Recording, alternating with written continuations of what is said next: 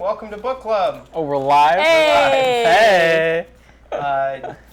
I'm James. I'm Joel. And joining us this week is the hand of the folks herself, SoundProofLiz. Hi, Lizzie here. Lizzie.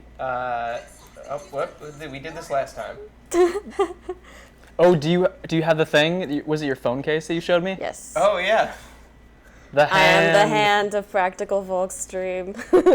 I think I'd never seen it up close because I didn't realize that it was a hand. Yeah. He didn't know it was a hand. Yeah. Very cool. I thought it was a bird because it looks sort of like little fingers. I don't know why So I thought is this that. like the middle finger flipping you off? Or is it It's like the a pin. sword? That's like the pin part. But why couldn't it be It's a the pin. index finger? But isn't this part on the outside? I think it like pins, but I think that there is some symbolism there. All right. But welcome, everybody. James and Chelsea are at Comic-Con this weekend, so they will not be joining us, but we're very excited to talk about the section of the book that we have today for you, Tyrion I through Catelyn III. Yeah. Very excited to have Lizzie joining us, giving us a new perspective. First-time book reader, correct? Correct. Awesome. Yes. What do you think so far? I like it. I mean, it's pretty much the show. Yeah, Season 1, Book 1 are very, very Yeah, similar. and I'm also rewatching the show right now. Oh, cool. So I'm really getting the comparisons. Are you trying to kind of line it up, or are you ahead?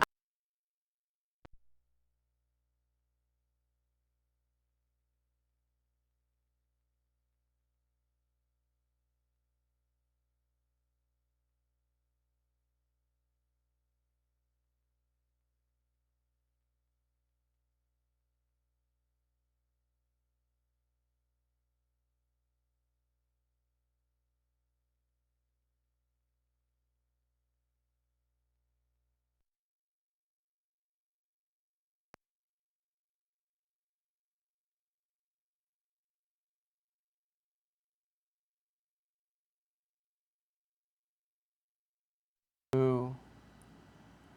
I need... shit. Okay. Oh, shit, this isn't working.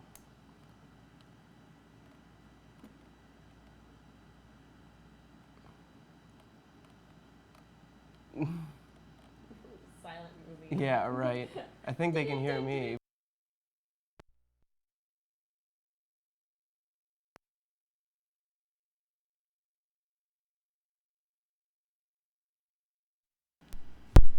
All right. There we go. Oh, hooray. Oh, man. Great. Yeah. We're doing Oh, great, wow. guys. We don't need James and Chelsea here. We can do it on our own. Oh, come back soon. All right. So what'd you guys hear? Did you hear anything? Nice dancing. Yeah. It's soundproof because I'm here. Yeah. Good. Sorry, guys. All right. I'm going to let the chat catch back up, make sure that we're good. Cool. All right, everybody's good. All right. Let's get into it.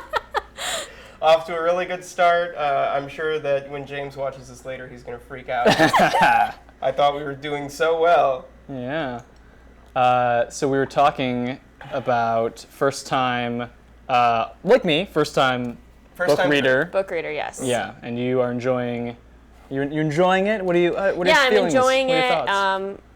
We were talking about how it's pretty much the same as the show so far, and I'm rewatching the show, but I'm already in season 2 of the show, so I'm like way past what we've been reading in the books. But yeah, I'm enjoying the read. Yeah. And it's not hard. Like no. I was really, because I had started, or I read The Hobbit, or I listened to it.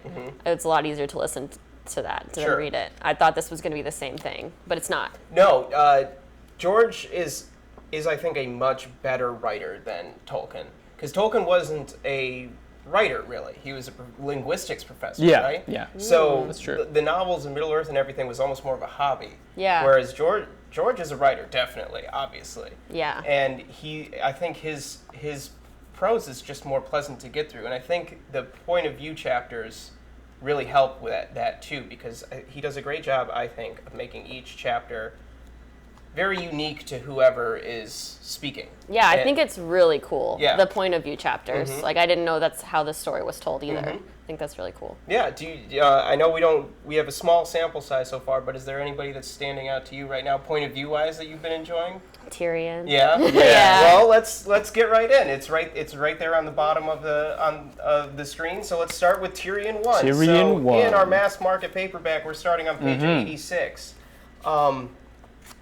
Right off the bat, last week I talked a lot about first sentences with people. This is our first Tyrion chapter, so we're still in kind of an introductory phase.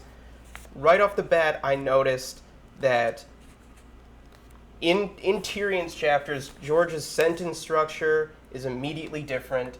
It's more complex. There's really interesting turns of phrase. It's more poetic. He uses simile and metaphor in almost everything he says in a way that he hasn't really with other characters. And it starts right off the bat with the sound hung over the castle like a flag of mourning, talking about the wolves howling. And the howling of a wolf took a man right out of his here and now and left him in a dark forest of the mind, running naked before the pack. I just thought that was such an interesting way of kind of introducing how this character kind of thinks differently than everybody else that we've kind of dealt with so far. He's reading, he's poring over these rare books that he's excited about. It's early in the morning, he's still up reading. All of these things that come to define Tyrion later, his intelligence, his sense of humor, all of it is immediately on the page. I think George has said in interviews, I believe, that Tyrion is his favorite character, and he's a lot of fan favorites as well, and I think it shows in the care that he takes in the writing of the character. I really, really liked it. Yeah. I think that it's very clear that there are different voices, and I like that in his we see imagery like that, imaginative imagery, metaphor. I think compared to Ned, I saw in the Ned chapter that we got this time around and before that it feels like he's more living with memory and living in the presence of the past. That's his reference point for some things. Voices from Lyanna, comparisons of how people used to be when he's sort of flooded by images of Robert. For sure. And Tyrion, I definitely like that. I think because of all the reading that he does, you can see the way he... Sorry. Hey, I was listening to the mic. You can see the way his mind works a little bit, and even though dragons are long gone, he's letting what he reads in the fantastical inform his everyday life.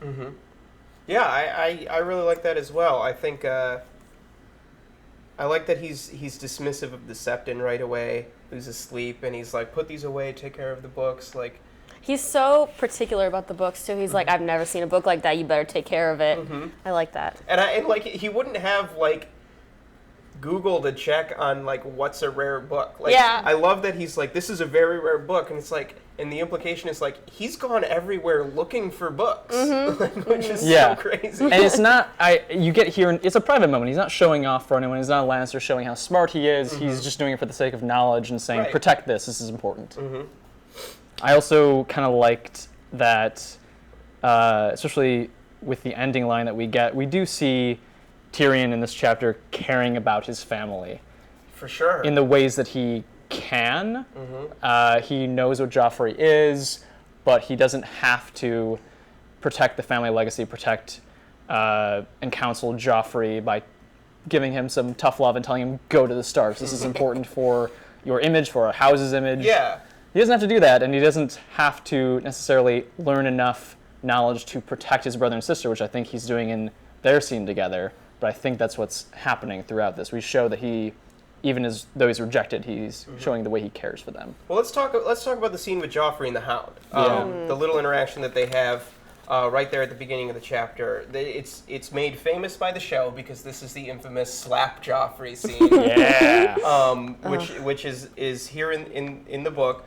What do you guys make of kind of the way that Tyrion interacts with Joffrey, and then with the Hound? I want to get into the Hound a little bit later, but first let's talk about Joffrey, because Joffrey sucks. Like right away, Joffrey sucks. Always. Like I can't abide the wailing of women, he says right before Tyrion slaps him, and it's just like, what a little shit. Yeah. How do you guys think of the characterization of the Lannisters that we get, starting with Joffrey and Tyrion's kind of response to it? You touched on it a little bit, Joel, but Lizzie, what do you think about that scene? Reading it on the page versus seeing it. He's just a little brat.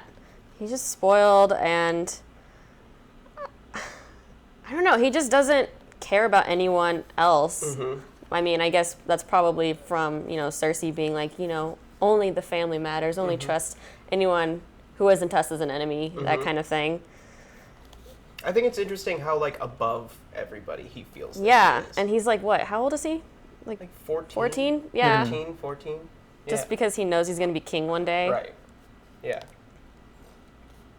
The And I Stark thi- boy is nothing to me. Yeah. Like, cheese, all right. And he's so arrogant. He doesn't feel that there's any consequence to saying things like that in the Stark's home, which he should. And then whenever Tyrion hits him, he has a real Draco Malfoy and says, I'm going to tell Mother. Just like Draco would say, wait till my father hears about this. Yeah, he's very entitled by his family position that he has unearned arrogance because he's not even standing up to his uncle, who in that world would be someone who you could easily deride. He's just so cowardly. And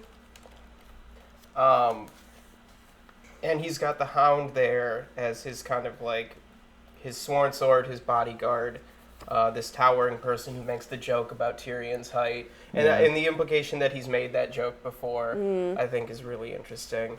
I don't get why all these people can just make fun of Tyrion. Is it because he's just the imp? Even though he's like a lord, in a high family, people don't care. That's why they can make fun of him, but they can't do anything about it. Like, True. they can make fun of him and they can call him the imp and they can make jokes, but, like, he still is a Lannister, so Tyrion has a little bit of protection that way. I think that that's part of what gives Tyrion his arrogance and his kind of... He knows that he has a little bit of armor that way. He says to Jon so many times, like, don't forget who you are. He keeps, in his second chapter, he keeps referring to Jon as bastard, to remind him that to accept kind of who you are. But Tyrion counts himself a Lannister as well as a dwarf and as well as a grotesque, for almost first and foremost. And I think we get a lot of that in this first chapter because we deal with so many Lannisters. He considers himself a Lannister, and when he's talking to Jaime and Cersei, it's very clear that he cares about being part of this family, even though he doesn't respect Joffrey or really Cersei. I don't think.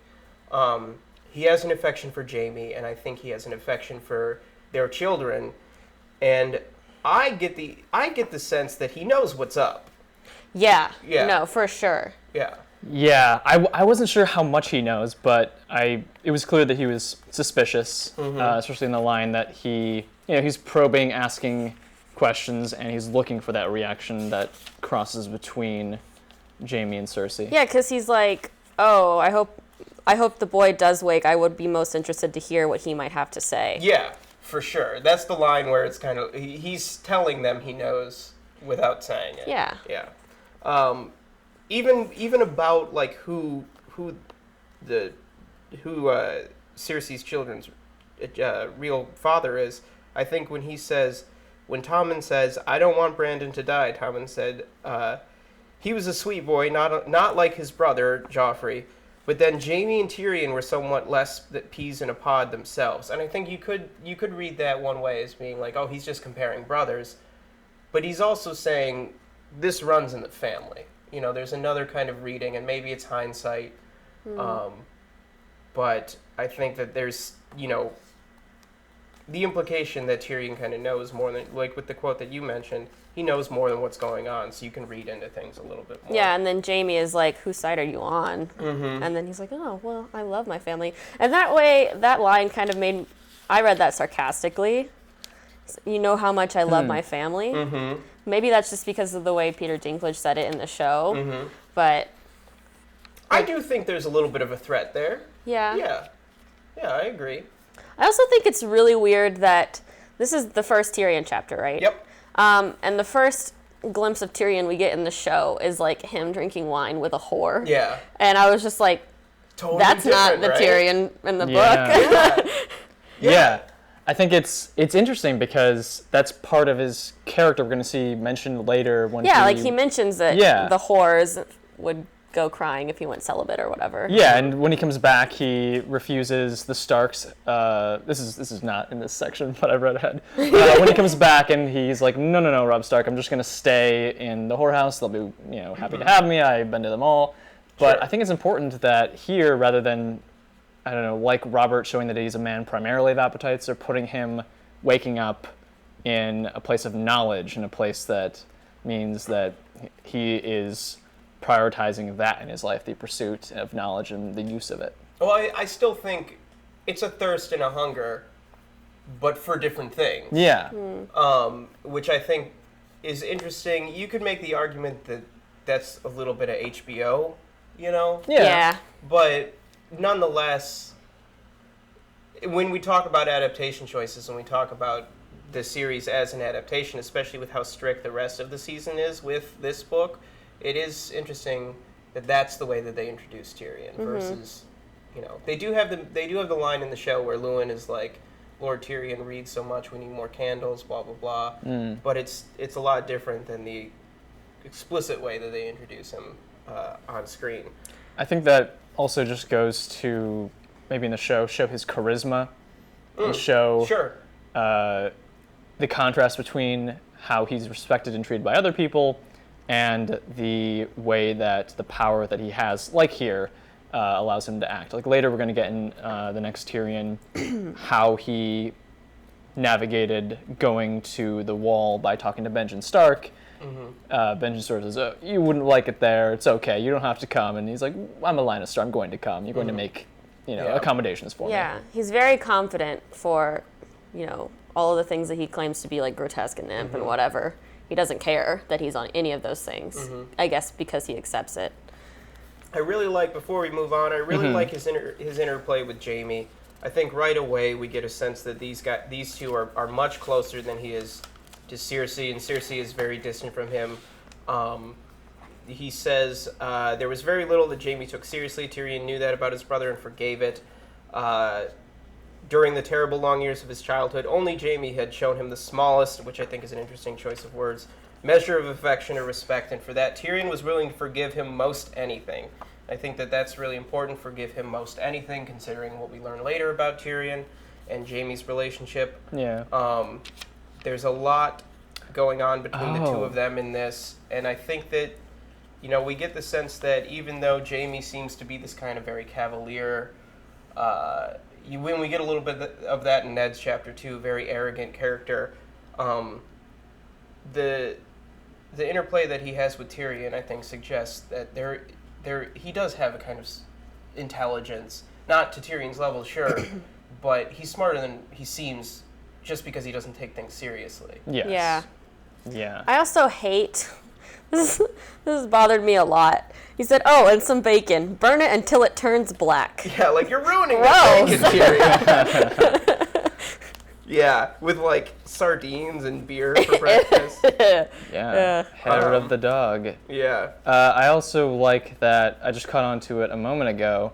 I was looking at the passage on 91, just showing their contrasting points of view. And Jaime is talking about how if Bran lives, he'll be a cripple, worse than a cripple, a grotesque, give me a good clean death, and showing kind of a tone deafness talking to Tyrion. Sure. And then also foreshadowing. Sure. For Jaime later on. Yeah. Everything is foreshadowing. Everything is foreshadowing. On that same page, just before that conversation, Tyrion refers to Jaime as sweet brother. And I think we've seen this so far a lot, even just the pages that we've read, with the conversation between Jaime and Cersei in the Broken Tower, and the Dany chapters with Viserys, sweet brother, sweet sister. It seems to be an insult. It's like in the South, when Okay. you're like, oh, sweetheart, or like, oh, bless her heart. Yeah. Like, oh, sweetie. Some condescension. Yeah. I think that's interesting that Tyrion uses that kind of, like as a little bit of a put down, like, oh, you sweet good little job. child. Yeah. And I like how he's using a little bit of the expectation from Cersei and Jaime that because of what he is or how they've treated him, how everyone treats him, that he would be against the family. And he's a little bit he's using that but also demonstrating that he is with them. Mm-hmm. Yeah.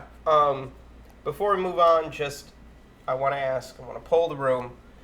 Do you think Tyrion, at this point, knows who Myrcella, Tommen, and Joffrey's parents really are? I think so. Yeah. He's really smart, and Yeah. it's pretty dang obvious. Right. Right. But everyone just, doesn't want to believe it, or doesn't, who are they going to tell who's going to believe them if Sure. they even think it? Yeah. But yeah, I think for sure he does. And he knows about their relationship. He knows everything. Yeah. Yeah. Joel? I don't want to think so, but You don't want to think so. he must. I don't Why don't you want I don't to know. think so? I think he must know about the relationship, Sure.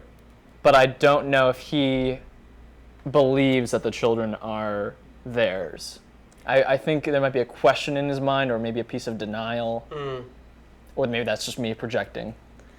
I mean, if he did know, what would he wouldn't do anything. I agree. So I I agree. think that's why he does know. I think he knows, and he knows enough to know that... That's a ridiculous sentence. They don't know. We know they know we know. Right. Yeah. That's a power chip for him. That's something that he can use against his bigger and more powerful siblings. I'm sure he dangles it over their head all the time, kind Sure. of like he does here. Yeah, he's saying without saying it. Like, yeah, Yeah. you know what yeah. You My- better yeah, give me that thing. My family and is bigger than a lot of people realize. Yeah. All right, any last thoughts on Tyrion before we go into Jon? I think we're good. Yeah. Nope. Cool. Oh, Catelyn in this chapter. So mean. Oh. I love Catelyn, but she's so Chelsea's not here to mean. defend her today. I'm going to defend Catelyn. I'll Okay. defend her There's too. There's Wait. not much to say. We didn't talk about the haven't talked sigil. about the Oh, sigil. yeah. We got caught up in our sound issues. Yeah. And we forgot to talk about our sigil. So today's sigil is brought to us by Woe is Bree. Yes. Woe is Bree, and it's House Practical folks with our words in the books. And our sigil this week is Lucy Cat, Little Lucy. who's somewhere. She's around. Hmm. still scared of me. Every time I come over, she's scared of me for a half an hour, and then she gets over it. She'll come out unless Erica took her. Yeah, in the bedroom. Misembodied hands might be snuggling with the cat. She might be snuggling up. So that's our sigil. We really enjoy this one. It's very playful. It's a little bit less serious than last week's. If you want to send us a sigil, please tweet them at us at Practical Folks for your chance to have it featured on an episode of Book Club. We're going to be cycling through them as we get through the books. Woe is Bree. Thank you very much for this. Very awesome. fun. Joel picked this one out special. This was handpicked by It's my Joel. favorite. I love it. Yeah. All right, so we're getting into Jon. Yes. Oh, John. Jon 1. There's a lot going on in this chapter. He interacts with a lot of his family. It's Jon good- 2, it's right? good. Jon 2. I just Oh, want to John give him 2. a hug. 14 Is it through Jon 2 or 16. Jon 3? We got, I don't know. We've James had at numbered least them. one John where he I think it's Jon 3. drunkenly. It was Yes. interesting the contrast between Okay, there's the one. introduction to Tyrion that we got, where he's back flipping his way in front of Jon, and then we get a more realistic portrait of I someone didn't who's remember that until you guys said that on the live stream. Yeah. I didn't catch it. I think like this he's in is two. pain. This is Stairs two. are difficult for him. He's not gonna be Jon 2. doing handstands. I should have numbered them like James. But we're in Jon 2. So Yeah. very interesting chapter. Lot going on. We might what did I write here? So Yeah, it's John 2. We're saying John 2. yeah. So in this first description where Lady Stark was there beside his bed, Bran's bed. She had been there day and night. She had her meals there. Catelyn's very other to Jon. She's Lady Stark. Jon had stayed away. She's something to avoid. Obviously, we learn why in her interactions here. She's not Catelyn. She's not Mother. Obviously, she's Lady Stark, which I think is very interesting. We also get the first on page 94 of our paperbacks. We get the first instance of what's going to be somewhat of a mantra for Jon as he grows. He would be a sworn brother of the Night's Watch soon and face worse dangers than Catelyn Tully Stark. Jon reiterating the fact that he's a brother of the Night's Watch, a man of the Night's Watch, is something that he goes to a lot to kind of remind himself who he should be. And I think that there's a disconnect with Jon between who he is and who he wants to be or who he feels he should be. Mm-hmm. And that's something that I think is really interesting and symbolic perhaps of his true identity, whether that's confirmed or not in the books later, which it all but will be. I also thought this is probably reading way too much into it, but he looked half a leaf. I thought was interesting, considering we meet Leaf, the child of the forest, later. Probably nothing. His name is Leaf? Later. Yeah. I didn't know it's too. Really? Its name? I just knew it was the Children of the Forest. I didn't know they had Leaf. names. Is it a boy? I don't know. Did that Children of the Forest go on to become Joaquin Phoenix? In about 2 years, when we get to Dance with Dragons, we'll find out. Or maybe it's the end of Storm of Swords, but we got a long way. I like the way this is just set up, the way George R. R. Martin has constructed this meeting, because it could have happened in a different way, but by prolonging Bran's coma and forcing Benjen needing to go now, that Jon and Catelyn have to have this kind of direct conversation. Confrontation? Yeah. And I like that to end it, it seems like to me, we're not in Catelyn's perspective, but the way he sees things, and generally, or I was going to say generally we can trust what he thinks, but we're learning whether... Jon? Yes, we're learning what perceptions he has that we can trust or not, whether he's wrong or not. But it does say, he turned to find her looking at his face as if she were seeing it for the first time. Yes, he said, it should have been you, she told him. I know, and that line is not in the show. Yeah. We're getting just pure hatred at the truest of Catelyn's feelings for him. Man. So, first-time book readers reading It Should Have Been You, what were your guys' impressions of Catelyn in this moment? I would have, if I hadn't heard all of the defense in the chat or all of the defense from Chelsea and you guys and after the show, I would have been like, wow, I hate this lady. There's no reason. But also, I find it really hard to relate to a lot of these characters because the world is so different. Okay. Honor is so important, and to me, I'm just like, get over it. Just do what you think is the right thing. Who cares about honor? Sure. But then they get killed when they do that. So, he threatens her position. I don't know. It's not Jon's fault that he was born. That's why it makes me mad. Yeah. And they really are kind of framing Jon to be this kind of, classic fantasy hero.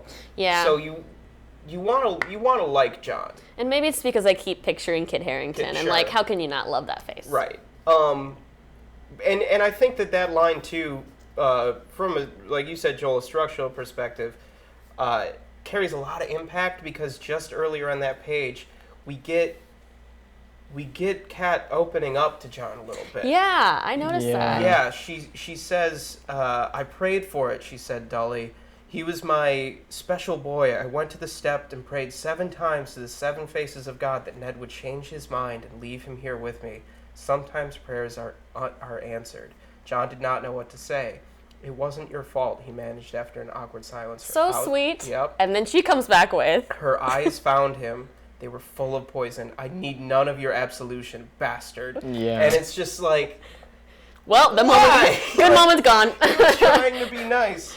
And to forgive her a little bit, she's crazed with grief at this point. She has not left there in ages. Yeah, she's and a little... She doesn't think about Jon when there's a line, but in her chapter she feels ashamed of how she behaved. So you could forgive a little bit of her behavior, but I think that he just represents such an offense to her and to her children that she can't help herself. A lot of people in the chat pointing out that Jon is very negative, very emo. annoying. How do you guys feel about some of the whinier aspects of Jon? I don't think we get would a lot of it agree. in this chapter, but Yeah. later in Tyrion 2, we get a lot Yeah, of it. no, I for sure get that. Mm-hmm. He's like, but I'm a man of the Night's Watch. And Tyrion's Yeah. like, you're a bastard. Look at the rest of these guys who are here with you. Yeah. Like, you don't feel so good now, do you? Um, Because he just thinks, like, a man of the Night Watch is, like, Benjen. And Benjen is, like, this yeah, big, strong like guy. Knight, like a capital K Knight. Yeah. Like, yeah. I do think it carrying through on a thread we talked about last week with Jon being a good judge of character. I think he knows enough to when to stand up to Catelyn, when to try to be tender, like with his it wasn't your fault. He stands up to her with, you can call the guards if you want, I'm going to say goodbye to my brother. So he kind of, he doesn't yet have the skills, but I think he still has that kind of perception of like reading people a little bit. Yeah. I think that's something that I think he kind of has to, Sure. growing up a bastard. definitely. And that comes back when he has his conversation with Robb, because he is not thinking of himself. He's not whining to Robb about your mom's being a real D-bag to me. he knows that Robb has a lot on his plate and spares him by saying she was very kind. Yeah. Yeah. I really liked that moment. Their goodbye really gets me as two of my favorite characters of the series. Farewell Snow and You Stark is devastating. Devastating. Yeah. To me, like this is a chapter about goodbyes. We have one that's on one end hateful. We have another that's about mutual admiration and respect, and then one that's genuine love Yeah. with Arya. That just I love them together so Yeah. much. I want that reunion to happen in the show. And I know we talked about some foreshadowing last time, but there's also some foreshadowing when Jon has the line, "Different roads sometimes lead to the same castle." That's my favorite line Yep. in this chapter. I really like that as well. Yep, for sure. And by the end of it, he's feeling better. I really love that they have this like kind of like catchprise between them with like "Don't tell Sansa." That's like a thing. And it implies that we haven't really gotten a lot of Sansa yet, but it implies that Sansa takes after her mother and kind of her treatment of Jon. Oh, yeah. Which is unfortunate. But that Jon, another thing that Jon and Arya can bond over. We get Needle, which is great. More descriptions of how they look alike physically and how that connects them further. Sticking with the pointy end, classic, famous line.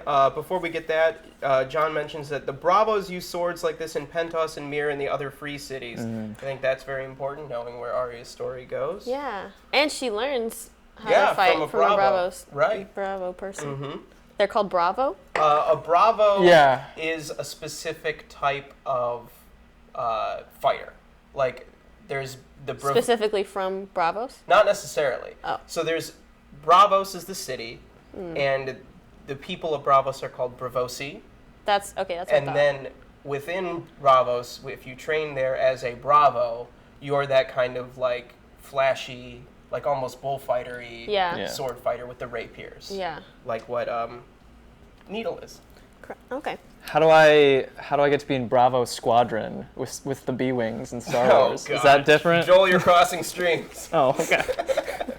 I don't get it. This is a deep Star Wars. Yeah, that's probably an EU reference. Oh. But yeah, Did you have thoughts about Arya and Robb anymore? They kind of have two sitcom-y moments when they're like, "Don't tell Sansa," Yeah. and then they're like, "Can you guess your very favorite thing?" And then they said it together. Yeah. Needle. Yeah. And I love that last line, the memory of her laughter, because basically you just visually cut to him hours or days later. The memory of her laughter warmed him on the long ride north. Yeah, I love that That's line. so sweet. He It's- loves her so Yeah, much. their connection is really special, and it's something that I think sustains both characters for a long time. Yeah. Especially Do you think with they're the closest in the family? I think Jon and Robb are very close in a different way. Mm-hmm. I think that of the siblings, I guess you could say that their bond is probably strongest. Yeah, I think so. I don't know. What do you think, Joel? It seems like from what we've gotten so far that it's a little stronger between Jon and Arya than Jon and Bran, but that's definitely strong. What about I guess we haven't really gotten too much of it in the text.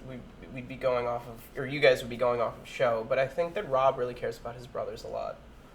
From the show, I not having recently rewatched it, I don't remember From like season Robb 1? Yeah. and Jon at least, but here I liked what there was. Yeah. I remember Robin. Well, I just watched that episode. Yeah. But yeah, they're super like bros. Yeah. They're bros. Yeah. And then Theon, who I thought I remembered him being one of the bros. He's not. No, he's not. mean. Yeah. I forgot. Early, yeah. I got a lot of compassion for Theon after the whole Ramsay thing, and then Sure. I forgot about how much of a douche he was. Yeah, If you just started season 2, just wait. Yeah. That's a fun journey. And they to pay take. When he so first much meets time to Yara, oh my god, yeah. I forgot about that. I think it's a little bit more descriptive. In the Oh books. no. There's a Clash of Kings as a whole another experience that I'm really excited for everybody to get to. Erica Danella pointed out another thing, saying that Arya was quick, which is another way of describing Jon earlier in Yes. Round 1. So Yeah. another way of connecting them. So good. I remember that because I asked the question, what's the You difference did, between yeah. fast and Yeah. quick? And But it helped. I think Arya is the one who says it in her chapter maybe, that whereas Robb and Sansa look like Yeah, Catelyn. she points it out too. Yeah, Jon and Arya more share Ned's Catelyn features. brings that up later in Catelyn III as well. She mentions her children who look like her. Yeah. Excluding Arya and obviously Jon. Who's Yeah, Jon must have not had really none of his hers. mother in him. Right. Maybe. We got a big Dany chapter. A lot of really important stuff to talk about. so in much that good one. stuff Before there. we get into that, Yeah. any last thoughts on Jon 2? Really sweet chapter. Yeah, Yeah. sweet and sad. Yeah. All right. Cool. We're getting into the excitement of Dany Yes. So 2? It's a lot. Okay, wait, I have another yes, question. Dany too. Sure. do the Night's Watch people, Yes. men, Yep. go on vacations? Like, when do they come? Like, why does Benjen Yeah, Benjen's come allowed home? to leave. Is that a privilege of being a first ranger? He's first ranger, and he's a Stark, and they do, like, I think once you're an officer you can leave, because Yoren, who we meet later in Tyrion II, he leaves all the time. His job is to leave. He travels the country to bring people back to the Night's Watch. So Oh yeah, there's it's like recruiters right, or something. exactly. So there's certain officers who do get that ability to leave and travel between. Later in the books, we'll get descriptions of, and I think they talk about this in the show too. So I don't think I'm spoiling anything. Brothers who go to Molestown, which is the underground town that's Right. nearby, to go to the brothel there and stuff. So. Yeah. Desertion is a crime. If you Right. leave and come back, they'll forgive that. As long as you put in like a 2 weeks notice. Yeah, yeah, right. You gotta submit the right form. Clock out. Triplicate. Yeah. All right, so let's get into Dany 2. This is a big chapter. A lot of really important stuff. The wedding of Khal Drogo and Daenerys Targaryen. Yeah. This is something I didn't notice before. Like Tyrion, the prose in the Daenerys chapters are very specific, or is very specific. It's not as poetic, I don't think, as Tyrion's, but it's very descriptive and it's very epic. Like, I think that Dany's prose of the point of view characters is probably the most high fantasy. Like, I think that if you were to flip to any random page in a Robert Jordan novel, who wrote the Wheel of Time series, and compare the way that is written to a Daenerys chapter, I think they would be very similar. There's just a lot, like the opening sentence of this chapter, Daenerys Targaryen wed Khal Drogo with fear and barbaric splendor in a field beyond the walls of Pentos, for the Dothraki believe that all things of importance in a man's life must be done beneath the open sky. That is very legendary. Well, I think. Yeah. You know, Her storyline is like the most fantasy Sure. one. Well, 'cause yeah, with dragons. yeah. So I would believe that. Yeah, I think that's something very interesting that I never noticed before going through, and then I'm excited to kind of pay attention to going forward. Is like, does this continue to have this very kind of epic feel in the way in which it's written? Yeah. I think it also reflects what we've learned about her so far. Her age, how she's grown up, sort of like Tyrion, with stories and living in her imagination. Oh, sure. And yeah. she's not so old yet and being of the world, and though she has had to kind of beg for the things that she's had, hasn't seen the horrors of life yet that would befall someone like Tyrion or the disrespect. So I think she is aware of, she's on the one hand very observant, but also cloaking herself in these stories that she's heard growing up all her life. And so I think this sort of, the world around her is fitting into that narrative for her. It's very interesting. I think that's a really good point. The wedding itself. Here's an interesting little thing that I noticed.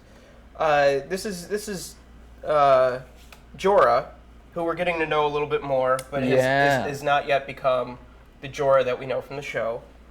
Jorah says to Viserys, a lesser man may beg a favor from the Khal, but must never presume to berate him. And then Viserys immediately berates the Khal. He's so dumb. So dumb. I have two questions. Sure. What is usurper? Usurper. What does that mean? To usurp is to unlawfully take the position away from someone who should rightfully hold it. All right. It's most often referred to kings and stuff. Right. So Robert would have usurped the crown that rightfully belonged to Viserys. Right. In his perspective. Yeah. Yeah. Okay. You have usurped James and Chelsea's position. Yes. They're never coming I'm back. not. No. I will give it back. Yes. Also, my other question is, how is Viserys still alive? Like, Great question. don't they kill all the Targaryen boys? Like, wasn't that he Robert's was older. mission? Yes, he was older than Rhaegar's children. He's older than Dany. He's like 20 or 19 or something. I'm sure the chat will let me know how old he is. So just before they sacked King's Landing in Robert's Rebellion, Viserys and his mother, the Mad King's wife, the Queen, left King's Landing for Dragonstone, and that's where Dany was born. Dragonstone is an island castle. Okay. Yeah. And then she died there, the Queen, in childbirth. And then... But, so don't they say something about... I guess this is in Ned's chapter, but they say something about dragging the girl from her bed with the sword. That's Rhaegar's, their brother, children. So that would be the niece and nephew. I thought they were talking about Dany. I'm like, well, then how is Viserys alive? Yeah. That's the niece and nephew of Dany and Viserys. Okay, so they basically just ran away and escaped. They ran away, right. And they've still, and we got last week how they have still been followed by assassins that, Robert has sent after them, but they've always been on the heels of them, just getting away. Right. Okay. Yeah, we in Ned's chapter, Robert talks about how they've been protected in Illyrio's castle, essentially. Mark off, the machine is turning off if you hear it beeping. Dany says there are no more dragons thinking about her brother, which I think is she has no respect for him. Obviously, he's the worst. He continues to be the worst. And like I said last week, I think that a lot of our introduction to how brutal this world is comes in Dany chapters through Viserys. And I think that's something that's really interesting, just how, we really don't we like Dany, sure. But I don't think we're made to like the Targaryens. What do you guys think? We don't know I'm what. We're projecting a little not bit. made to like the Targaryens, but like they're the ones who got their throne stolen from them. So that's kind of, but we are made to be like, oh well, he was mad, so they're all, no one cares. Well, do you guys at this point, with the information we have in the book so far, how do you guys feel about that narrative? Like the Targaryens are bad narrative. Like, do you buy it because Viserys is the worst, or like I'm just curious about like how does Viserys being the worst function as a storytelling device? Like, is it just to make us? Is it to make us like Dany more? That's why I'm taking it. Sure. Because I do like Dany, Mm-hmm. and I'm thinking, oh well, maybe they'll kill Viserys and Dany will be the queen, and that would be cool. At this point in the book, Right. I think that the both of them, even though Viserys was a little older when he left King's Landing, I think both of them are Targaryens, but I can't make a judgment on Targaryens as a whole because they're not. They are Targaryens, but they weren't raised among Targaryens. They're not like the truest nature of Targaryen. I don't know how they would be. Like the Lannisters are very Lannister. Yeah, like they were raised with their own people. They lived with their That's a own really people. good They were point. educated with them. They have their stories to hold to, and Viserys knows what he, in his mind, is his, and he should be on the Iron Throne. But otherwise, it's just sort of a girl who has been shuttled about because people want to kill her because of what her family is, and then this kid who's a brat because he thinks he should have more power than he does. It's kind of it. I don't know that they are fully of their family. Yeah. You don't have a sense of who they are the same way you do the Lannisters or the Starks. Yeah. Yeah. Well, and I think Dany comes into this later, but like she's like, what were the dragons? Like, who were they? Like, She has to She's learn just those like- stories from other people. yeah, she's like, the dragons, there's no more dragons. And then later she's like, I am Daenerys Stormborn, I am the blood of the dragon. Like, yeah. And another thing that I don't really believe is like Viserys and Illyrio, they're like, oh, when you start to reclaim the throne, all these people are going to come back you. Sure. But like, I don't get that. Like, I don't think anyone really wants to put the Targaryens back into power. I haven't heard that at all. I don't really think I believe that. I don't think anyone cares. I agree, and I think we do get in the next chapter with Ned, Robert saying there are still people who call me usurper, and there are houses that side with the Targaryens. But I think that's honestly out of fear. It's been so long. Like that who wants more war? Well, Ned kind of says the same thing. He says what you just said, Lizzie. It's like nobody really feels that way. If I were a common folk, Sure. it wouldn't make a difference who was the king.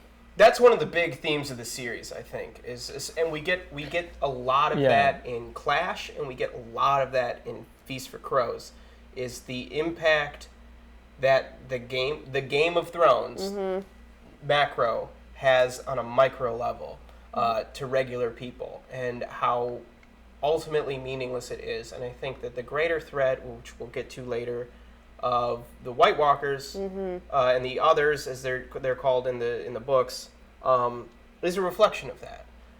That there are bigger things to worry about than petty politics, but that's all coming later. So, but good points all. So do we have any? Oh, I had a quick thing before we get to the wedding night, the scene. I liked how you kind of touched on that line, there are no more dragons, Dany thought. And up until that line, I had forgotten that we were in a Dany point of view, starting from 99 all the way to the bottom of 100, because she was just observing the wedding around her and listening to conversation, listening to people talk about different issues and seeing and describing what was around her. And then she just had her own thought, like, no, you're not the dragon. And I was like, oh yeah, of course we're in Dany's point of view. She's just seeing a lot and kind of staying in the background. That, I think, ties her to that connects her, I think, with Jon. Yeah. And the way that Jon is very observant. Yeah. Dany's very smart. I think that's something that she doesn't get a lot of credit for. For sure. In the way that she's very observant. We get a description of how the wedding's set up, the physical things about it. She's very detail oriented. The description of the Dothraki, of where they're sitting, who's sitting with who, all of these things. She describes the Dothraki as if they were beasts in human skins, not true men at all. I thought that was a very interesting line. Yeah, I think she's just really scared. Yeah. And these are people that she's never seen anything like them before. I think her fear is very important to the first part of this chapter, how building this sense of how I'm scared. Like, I feel like, oh my god, if I were 14, if I were thrown into this, I would be terrified. You see a man get disemboweled in front of you. And they're like, well, it's a Dothraki wedding. Yeah. A dozen men die. Yeah. This person said, Cohen said, I wonder if Illyrio really believed that the Dothraki would have crossed the sea for Dany or Viserys. I know. Like, why would they? Sure. I don't get how Viserys believes that so wholeheartedly. Like, all right, give me my army now. Like, you've seen what these people are? Yeah. Do you really think they're just gonna follow you? Yeah, especially because Illyrio, we know, is very rich and very powerful in Pentos. What is he getting out of this? Yeah, I wonder that, and I tried to put aside any theories about Illyrio and Varys in the show, and just thought about what I've gotten here, and it seems like this is a way for Illyrio to make a good buck by finding a way to just transfer Daenerys and Viserys over to the Dothraki, have good relations with the Dothraki and a large treasure, and that's it. They paid Illyrio for Dany? Yes, right? No. Are you sure? There was a mention, I thought, of gold being exchanged. Yeah, gold is being exchanged between the Magisters, of which one is Illyrio. There's a group of them, of Pentos, and the Dothraki. They're paying tribute to the Dothraki so that the Dothraki don't... That's how they get their slaves. They sell slaves between them, and it's a way of buying them off so they don't attack Pentos. Yeah. But I think that Illyrio is like in on that deal. Yeah, so am I wrong? Is he not getting any kind of compensation? I think he is. Like, he got like a finder's fee. Right. That's what someone said. But I think, there's going. We're supposed to. I think George is leading us to question Illyrio's motivations. I think that's part of what makes a Game of Thrones, the book, a mystery novel. I think this is just another instance of what does this mean? Who are these people? Because Dany doesn't trust him. She has the same questions, and we're made to kind of be in her head as to what's going on. So I think that's part of for reading the books, it's just like I'm introduced to these people, and I'm like, they don't care about any king. Like, they just go in and conquer anyone they want. Like, the Dothraki. Yeah. Why would they? Sure. Why? Yeah. Well, and that's what Viserys says, is like, well, now that I have my army, we should leave right now. And Illyrio and Jorah are like, well, eventually, maybe. So he's presuming a lot that he's getting for one sister he's trading away. Yeah. Well, Viserys is very dumb. Yes. Yeah. That is true. So, shall we get to it? The scene? Wait. Off of our Illyrio conversation, I do want to mention, it's very important, the dragon eggs. Yes. So, what a great description. Furthermore, as to what Illyrio's motivations are, he's the one who gives her the dragon eggs. Yeah. Maybe he's the one Targaryen supporter. He is the one in the land. He's the guy. Yeah, I mean, so you have to kind of, these are framed to be priceless artifacts. There's none of them left, essentially, except for, as far as we know, these. And he doesn't give them to Viserys. He does not give them to Viserys. So, very interesting choice. More questions being raised. Viserys, I think, says that that he might not mention it explicitly, but they're essentially stones. They're jewels, basically. One effect of what Illyrio has arranged is that Dany is empowered, Viserys is vastly minimized. Interesting. Yeah. And will probably die with the Dothraki. Like, that's a foreseeable outcome. So do you think that at this point, Illyrio is playing the long game? Illyrio is the secret targ.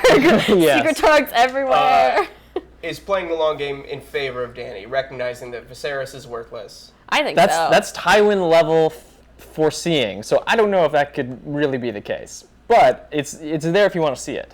It's true. There are a lot of, full disclosure for any multiple book readers or people who want to get into it and skip a lot of really great reading experience. There are a lot of theories about Illyrio and his motivations. If you want to look that up on Westeros.org or the Song of Ice and Fire subreddit or the internet in general. But we won't be discussing them at this point because we are trying to discuss only what we've read so far or what has been spoiled on the show. So we haven't gotten into that on the show, so we will not be discussing it here. I didn't even remember who he was when I read the books. Yeah. I was like, who this guy? Well, they kind of changed his appearance a little bit on the show. He's described as very fat and moist and disgusting in the books, and he's a bigger guy in the show, but he's not like unsightly fat or anything. Yeah. So, I love that he gives her like a really pretty horse. oh, called That's Drogo. like, Yeah. silver for the silver of your hair. And she has a great time on that horse. I like that she. And then she says, Yeah. tell Khal Drogo that he has given me the wind. I know, That's and then so he smiles sweet. for the first Yes. time. Isn't that amazing? And I loved how for the first time in hours she forgot to be afraid, or perhaps it was the first time ever. I think that's such an important line, not only for Dany overall so far, but in this chapter. I think there's a very clear delineation between her attitude before that line and her attitude after, going off of what you mentioned earlier, Lizzie, about her fear. I think this whole chapter is a transition from fear to excitement. Yeah. Yeah, and I think that the silver is a really big part of that because it's freedom in a way, and it's giving her. It's giving her, horses are so important to the Dothraki. It's giving her legs with which to run, and that's something that she's never had before. She's up to this point been described very much as a slave, and now to be put in this position of Khaleesi. Yeah. And she's been so afraid of Khal Drogo this whole time, and this is like the first thing that it's like so sweet. Yeah. Yeah. And she's like, oh, well, maybe he's not so scary. Yeah, and it does, I think, foreshadow her riding ability is very important when she leaps through the fire. That's important imagery. She says. She leaps through the fire. I forgot the that. silver horse leapt the flames as if she had wings. Foreshadowing. Yeah, very, very important line there. Saw her husband smile for the first time. We saw that. And then Viserys comes in and is just like, fuck you, I'm ruining everything. The fear came back to her then with her brother's words. So I think this is a way of kind of separating. You will see the dragon wake. Right. God, I hate him. She's becoming more Khaleesi than Princess. And I think that's very important. Yeah. From even before the scene we're about to cover, thinking about this from a feminist point of view, I was really thinking, okay, well, she's gaining power by moving from one sort of male-dominated relationship with her brother to a position of power, but also through Khal Drogo. But it kind of reminded me even about like women's lives in America through the 1950s. Like marriage was something that you did very relatively early compared to now in life, and it was a way to get away from your family and sort of start your life. And though you were married, you would be in this level of freedom that was entirely new. You had responsibility, you had empowerment, you could sort of craft for what it was, a life for yourself. And I think it mirrors that a little bit. I think she is gaining power through marriage, and there's someone who is sort of in this sort of patriarchy, there's someone who has power over her, but she's gaining so much, I think that she's going to take advantage of. Yeah, it's something that we see with Catelyn, so we've seen so far with Catelyn too. Her position as Lady of Winterfell is so important. It's something that we'll see in Catelyn III in a minute, how people are going to her even before they're going to Robb at this point. Yeah. And it's something that she talks about last week, in our reading from last week. She talked about how Sansa and Arya will marry Southern lords, and they'll be heads of house, and that will be very important. Sansa could be queen someday. And her big power will be to father sons who could be king. that's the power that she has is in, which is I think something very interesting to think about. Now Dany being in that same position of being for all intents and purposes a queen instead of a princess. Especially in contrast with like how women are treated in the Dothraki culture. Right. Like just as like replaceable objects in the scene. Mm-hmm. Yeah. Yeah. Let's get into it. Let's do it. There's so many good lines in this that I was surprised about given my experience with the show. I was so happy about this. This made me so happy. Yeah. Because the show why did they do that? That I think okay. I think we got one of the top 5, maybe top 3 worst adaptation choices the show makes. They all involve the same issue. Yeah, they do. We don't have to get into the other ones now. We'll get into it eventually. I want to stay focused on this because it's so important and it totally changes her character. Yeah. Yes. His character too. And Drogo, yeah. And their relationship is completely different. I want to turn it over to you guys. I don't want to talk too much about it at this point. I want to hear from you guys as first-time book readers and show watchers. Yeah. What your impressions were as you read this scene and as it played out differently from what you saw on the show. What were your feelings like? First impressions, emotions, what was going through your head? So many. Yeah, Lizzie. Go ahead. Yeah, take it away. It was just like, I just love the first thing that they do is she undoes his braid. And just the mental image. I felt like I was reading like 50 Shades of Grey or something, like while reading these passages. I was like, oh. And then she undoes his braid. Wow. So I just... Gleaming like spread out behind him like a river of darkness, oiled and gleaming. She had never seen hair so long, so black, so thick. Yeah. And also from this, I just thought, man, if they had a child, that child's hair would be amazing. Yeah. And I love how it starts in this section with the braid and then continues throughout that it took a long time. Yes. Like nothing is quick, everything is eased into. Yeah. Everything is like really gentle and there's a lot of like verbal and nonverbal communication. I really love too, before we even get to all of that,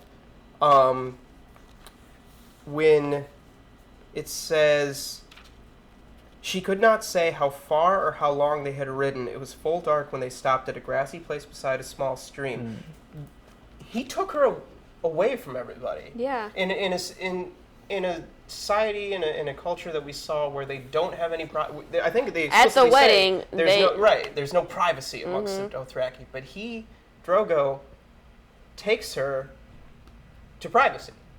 And even before anything else, I think that's a real sign of respect. Yeah, and that's really romantic. Like they just went on a horseback ride together, like to an far-off land. Yeah.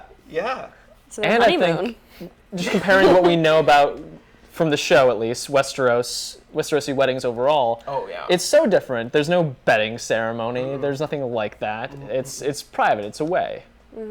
Yeah, I thought that was very interesting. It wasn't like a get it done. Right. Now it's done. Yeah, so Dany did not understand the words, yet there was warmth in the tone, a tenderness she had never expected from this man. Such an important bit of characterization that the show, again, completely disregards. And we also get on the next page, it could have been from the same passage, she could sense the fierce strength in his hands, but he could never hurt her. Yeah! He could never hurt her. God. I mean, like, this is, their relationship is so important, so central to Dany's character going forward, and it all starts right here. The language in this is just so nice. Like, Khal Drogo sat with his legs crossed, looking at her, drinking in her body with his eyes.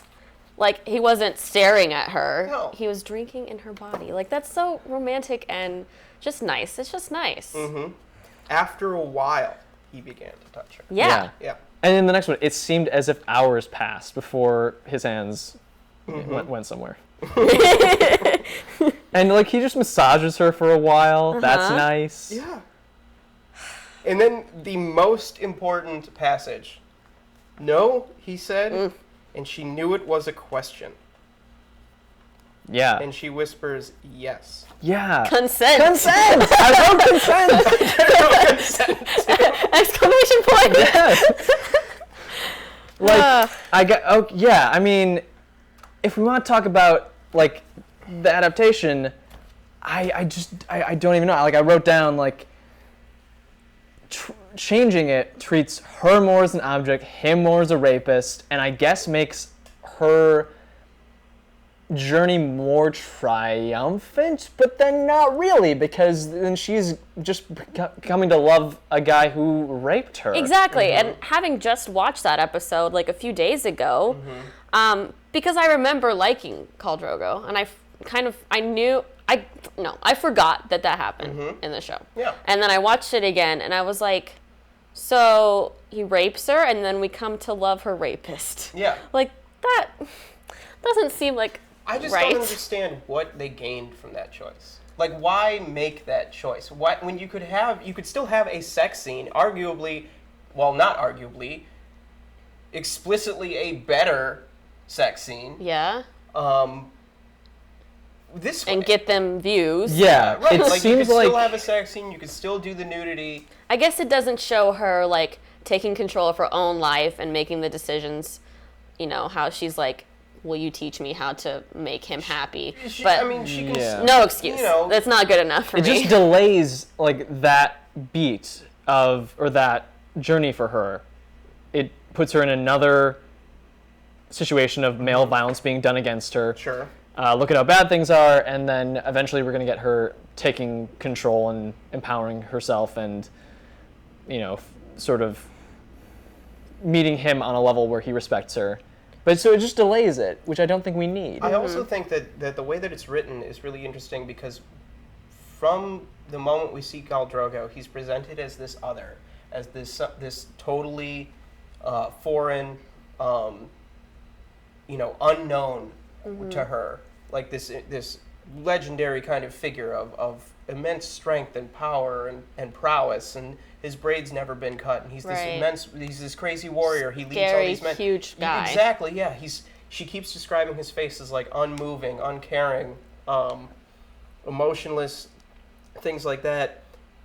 And then, the smile after the ride, this moment, the otherness, that perspective of otherness changes, I think, into being, this is a man who is unlike any other man that she's met in her life, because it's a man who sees her, not maybe not as an equal, that might be stretching it from what we've said. Well, with some respect. With respect, exactly. And I think that's so important. And changing it for the show makes it so you could say that he is still an other to her. She comes to understand him and adapts to him, but he doesn't do much adapting. Like he eventually To her. Yeah, like he will support her claim to the throne later in the show and vow that they're going to go to Westeros, but he doesn't. There's no conversation about like, hey, what you did on our wedding night to me was awful. Let's talk about that. Like from minute one, we get understanding of each other. But which then is great. it keeps happening. It wasn't just the wedding night, Right. because they keep doing it and she's crying. Yeah. So Yeah. that's not consent. No. Yeah. Yeah. It's a very, very frustrating, inexplicable choice, I think. Plenty has been written about it. It's been talked about plenty, but we needed to discuss it because this is such an important moment. And take the show out of it. Yeah. It's a beautiful passage. Yeah. Yes. Yeah. Absolutely. Yeah. Their relationship really begins here. It really begins with her first ride on the Silver, their first night together, that bit of communication, the no question mark and then the yes, the respect, the time, like you said, Joel. Everything's very, very important here. Also, Khal Drogo just learned what yes means. Yeah. Yeah. In the She common tongue. teaches him. Yeah. This is it's a really really great great chapter. Danny, I guess I'm kind of projecting my feelings on Danny chapters from Danny chapters in Clash, which are really frustrating, which we'll get to in about 2 months. But so far, you're right, Joel. Like, the Danny chapters have been very good. They're pretty good. I like I've him. always liked Danny. I didn't know people didn't like Danny until I became friends with you guys. I thought everyone loved her. Yeah. Well, yeah. Maybe I'll learn. We are not royalists in House Graessle, folks. You guys are big Robert supporters, right? You love the child murderer. Well, I'm all for North independence. Yeah, I do personally. agree. I like the North. But any other thoughts? I think we did a good job discussing. It's a complex issue. Really, because of what the show did, you take the show out of it, it's a beautiful passage. Yeah. And there's still a gross age difference, of course. Yeah, but like. But it's a different world. It doesn't bother me. I mean, it does bother me. It doesn't bother me as much. Khal Drogo's late 20s. But I don't. It's something like that. Yeah. Yeah. I don't even think about it. All right, I really should have numbered these chapters. Is this Ned 3? This is I think it's 2. Ned 2? Ned 2 maybe. It's got to be, because I think Catelyn's the only Why one. is there not a 3 chapter page? I think it's Ned 2. They should be numbered in the book already. Yeah. In the Come on, books. George. Books. Yeah. I actually like that device a lot. And one thing we skipped a little bit on her way out, as she's sort of stealing herself, she does have that mantra of who she is. I am the dragon. Yes. I'm the blood Stormborn. Somebody pointed that out in the chat. That her Lucy, her don't, titles don't are, do that. Don't, come on, you have a cat No, tree. Whatever. Okay. Yeah, her titles are like all she has, and that is kind of her mantra. She goes through and uses that going forward. At Art 2, thank you, chat, for pointing that out, keeping us honest. At Art 2. I didn't have a whole lot kind of to say about this chapter. I did notice, because it was something I was paying more attention to after Tyrion and Dany, the difference in the prose style. I think you mentioned earlier, Joel, just how kind of matter-of-fact Ned is and how everything is kind of based off of memory. Yeah. That, I think, is especially present when he is with Robert. Everything is kind of built off of a memory with He's Robert. like, you remember the trident. Yeah. You remember Lyanna. You remember this. Yeah. Remember when we were kids? I did really like you were never the boy you were. Yeah, I love that one. That what kind of sullen kind of That's how I get. I get that from Ned. sidekick. Yeah, it was Ned to the big brash Robert Baratheon. Ned's sense of humor. We get more of Ned's sense of humor, and I think that it is kind of a dark sense of humor when he talks about when Robert says about the wheelhouse. If that wretched thing breaks another axle, I'm going to burn it, and Cersei can walk. Ned laughed and said, "I'll gladly light the torch for you." Like, he hates them Lannisters. He really hates the Lannisters. Yeah. And he has these little asides of just kind of like little dark jokes, and I think that's very much Ned's sense of humor. For people who think that Ned is too serious, I think he just has a dry, dark sense of humor. Yeah, I felt in this chapter him definitely haunted a little bit by Lyanna's words, and by 115, the bottom, troubled sleep was no stranger to him. He had lived his lives for 14 years, yet they still haunted him at night. And I wondered a little bit which lies this referred to. What do you mean? Beyond John, or? Well, yeah, because it's not a... So the conversation they're having is about Targaryens. Sure. Treachery, so the paragraph above that, treachery was a coin the Targaryens knew well. Robert said the anger was building in him again. Lannister paid them back in kind. It was no less than they deserved. I shall not trouble my sleep over it. And that gets him to thinking about sleep. So I wondered, because at that point they're talking more about Jaime and him sitting on the throne. But I wondered whether it was solely about Jon. I read that as treachery, because here's Ned, who every day continues to deceive his best friend and a man that he views as a brother. Yeah. And they're talking about Targaryens. Yeah. And about how... Wait, how does he deceive him? Because he's lying about who Jon is. Oh. If R plus L equals J holds out to be true, as the show revealed, But then he's lying to Robert as keeping Jon's identity a secret. but if you are a book reader for the first time and you don't know that, what are you supposed to think that he's lying about? Who Jon is? I think it's a don't know. mystery. That's Yeah. the mystery. Okay. That's the interesting thing about the R plus L equals J theory going only off the books, because you get these conflicting perspectives of who Rhaegar was and what his relationship with Lyanna was. Yeah. You get a lot of front-heavy details, especially in this chapter, of Rhaegar. How many hundreds of times did Rhaegar rape your sister? Yeah. And he kidnapped her. We fought this war over her. She should be with me. I loved her so much. I'll kill every Targaryen for what they did. And then undercut with that, Ned never agrees with Robert. He hears in his head, as Joel mentioned, the memory, promise me Ned. Yeah. You get that troubled sleep. What is he troubled over? What lies? So there's, again, a mystery novel, all these questions that George is raising over why is it that we don't get Ned, who's so honorable and so truthful with Robert, not agreeing with him. How does Robert think Lyanna died? I think he thinks that she was basically raped to death. Oof.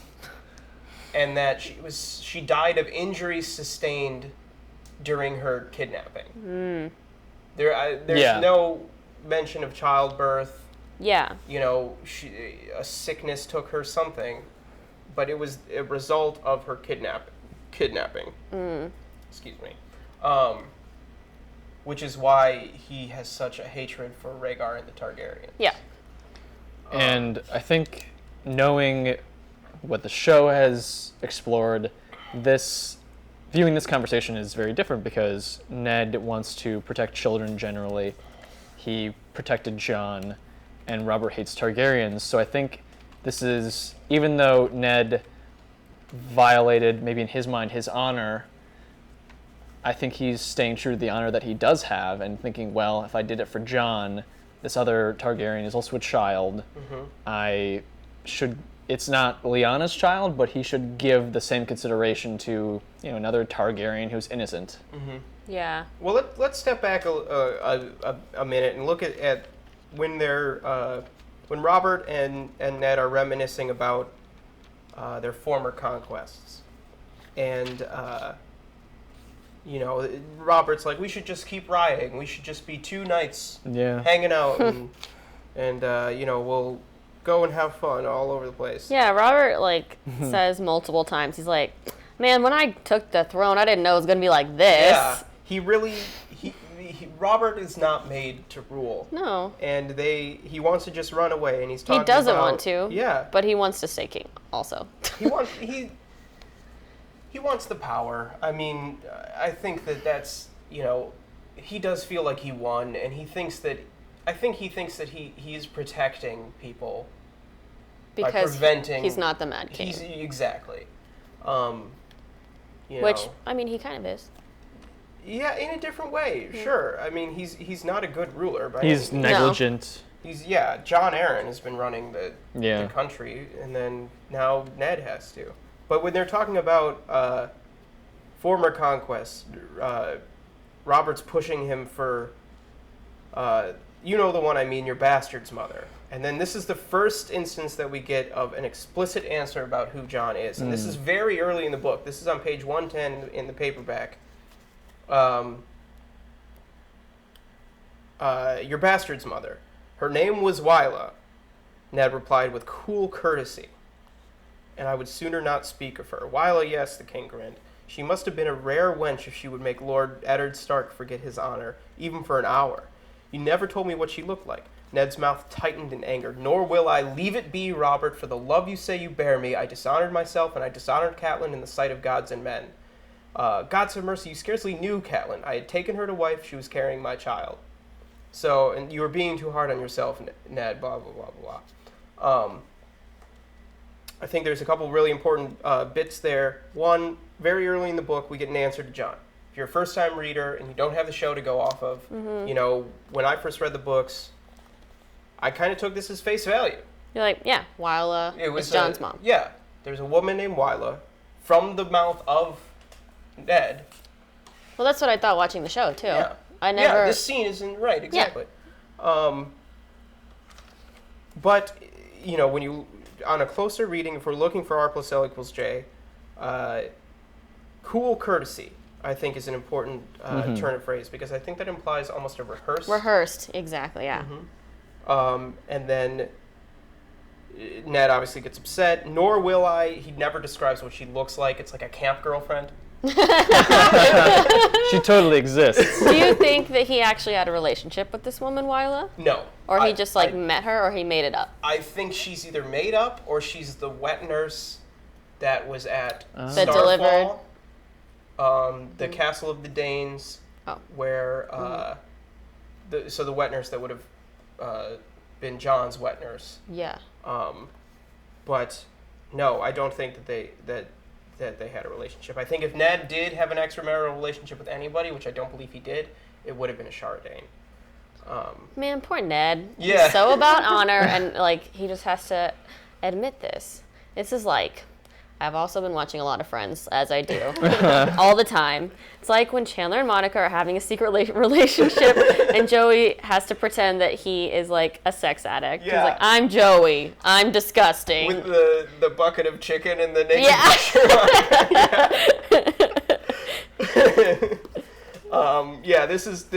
This is Ned's bucket of chicken.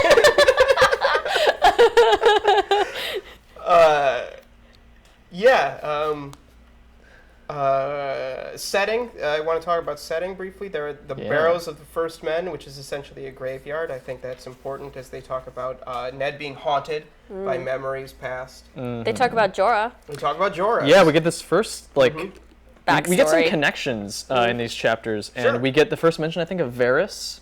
Yep. As the spy master, Yep. and then another side of Jorah that we need to be suspicious of him when he's with Dany.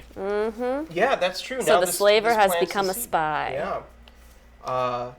A line that I want to point out to as important, I'm not going to say why, but if you are following along in your own book, you may want to take note of it. "Shall we send her a wedding gift?" The king frowned. "A knife, perhaps, a good sharp one, and a bold man to wield it." I'm not going to go into why that is important. Okay. Oh. But take note of it. Because I will come back to this later.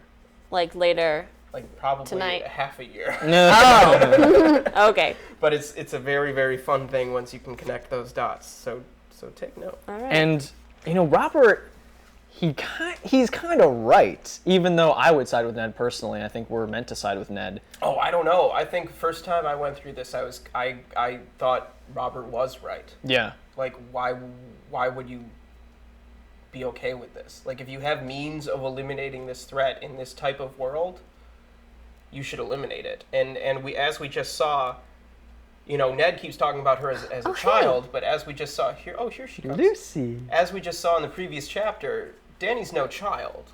You know, not anymore. You know, she's really kind of starting to come into her own. That transition from the fear to excitement. She, you know, isn't this like innocent anymore? Not to suggest, you know what I mean.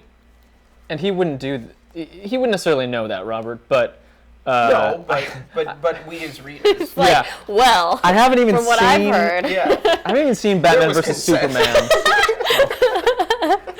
Like, I only have seen the trailers for Batman versus Superman, but Batman's Ben Affleck's got a line about some stupid line about if there's even a 5% chance he's bad, then it's 100% chance we need to do something. Like, if there's any, like, there is a reasonable chance that all they need to do is get ships.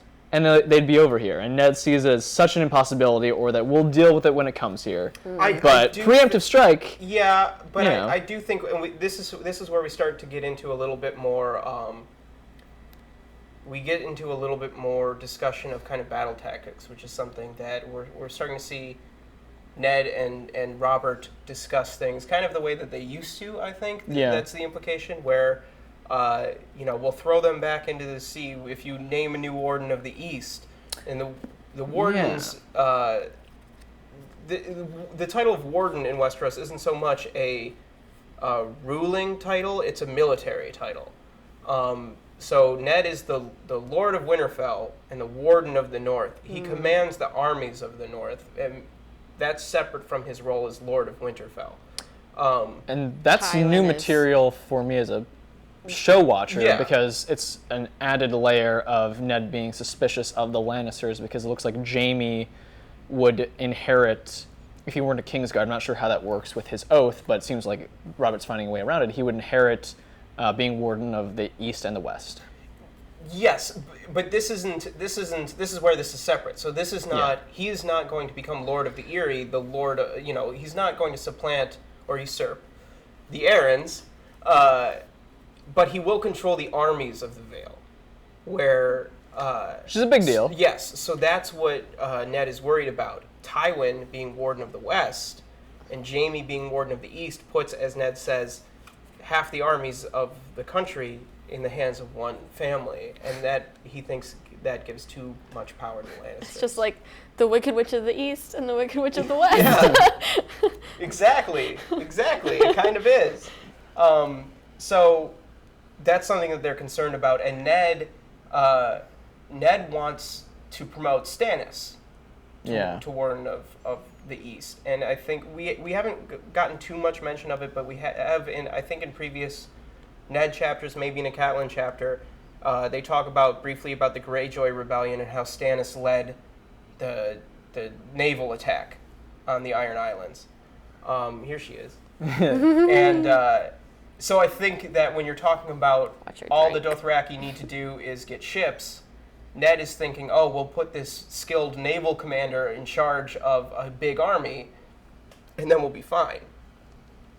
But Robert has already promised the office to Jaime, a political move, and Ned is not happy about it. Yeah, and I don't think we've gotten some of the reasons why, which I think we'll get later, which is how much they're in debt to the Lannisters, the crown.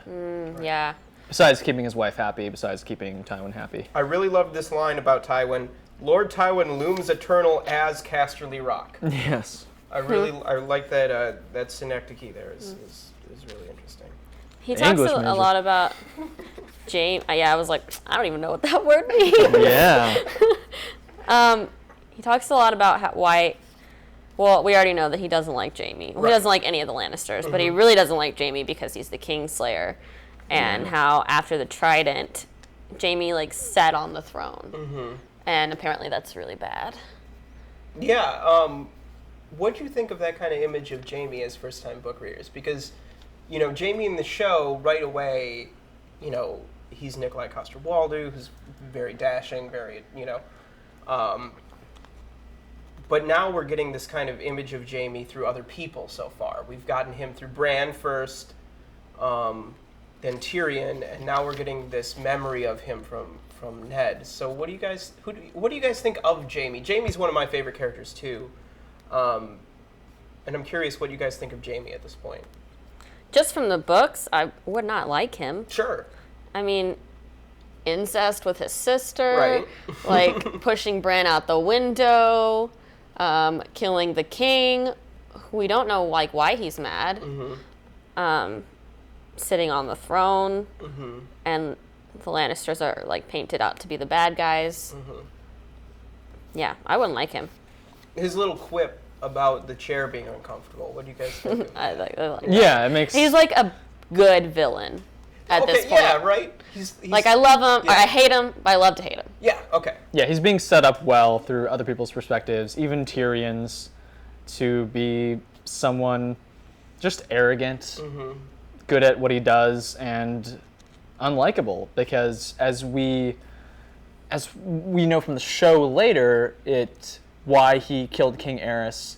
Even just the move of sitting on the throne in the way that he does, so lackadaisical, and quipping when he gets up from it. Yeah. I think from Ned's point of view, there's a lot to dislike about him, and how the Lannisters came into King's Landing in the first place. But I really don't think that Jaime wants to be king. No. I don't get that feel from him. No. I think that one of the best things that George does in the series is the setup and payoff of Jaime. I'm really excited to see where it goes going forward. I'm excited to talk about it with everybody as it progresses. Jaime is one of my favorite characters. Very complex, very interesting, and I think that the way he's set up early is so crucial to how Jaime becomes successful later on. Lots of talk of honor in this chapter. Yeah, I just noticed this line where this is another thing where I'm just like, I don't get it.